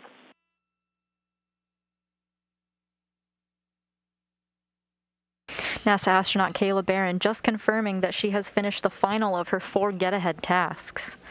After the installation of those wire ties that the ground confirmed looked great and was exactly what they were looking for. She'll now make her way back to Tom Marshburn, where they'll begin the procedures to get back into the space station out of their spacesuits.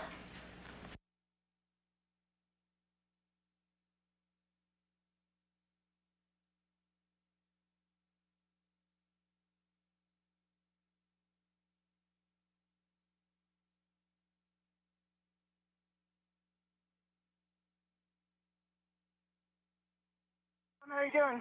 Doing good. Taking some pics. Nice. I got some of you in there. Awesome.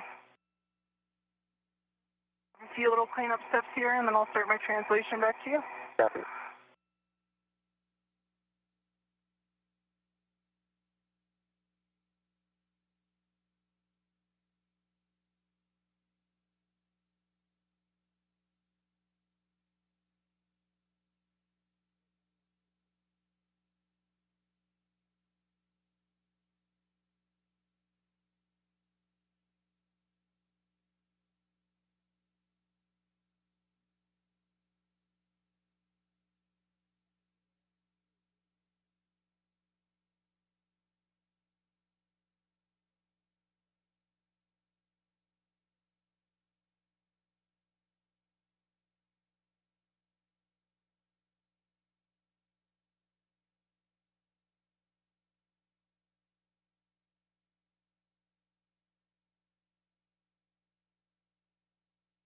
Barron is now tracing her steps that she took originally to the work site for her get-ahead tasks, now going in reverse back to Tom Marshburn. They'll soon begin the ingress procedures, which are expected to take about 25 minutes.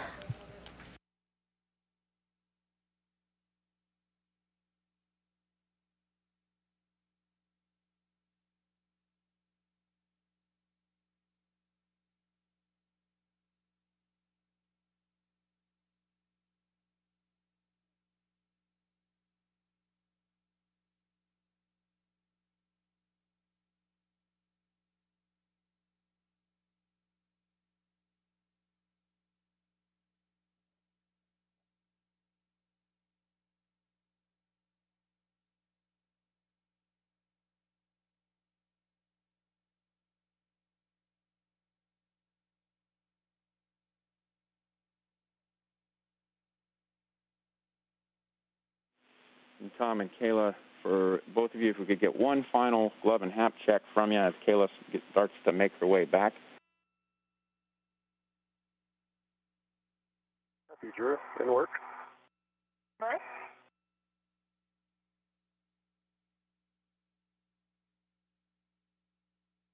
And Drew, I've got some smudging on the middle finger, my right hand.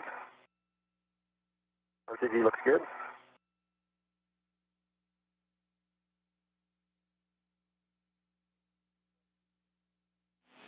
Okay, that's a good check on you, Tom.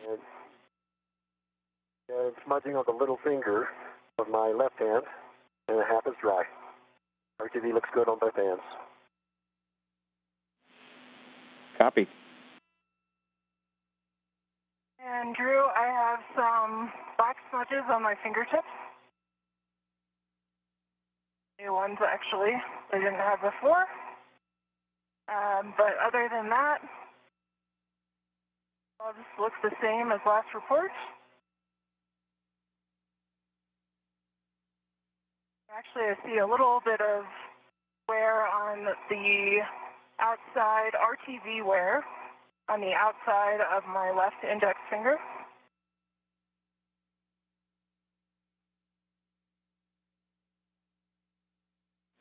Okay, Kayla, that's a good glove check, and we're ready for you to start translating back towards your green hook. As you make your way back near the SASA antenna, we do have one warning for you. If we're going to ask that you stay at least about 4 feet away from the P1 SASA high gain antenna, but if you stay on the translation path and you stay off the SASA stanchion, you'll be fine.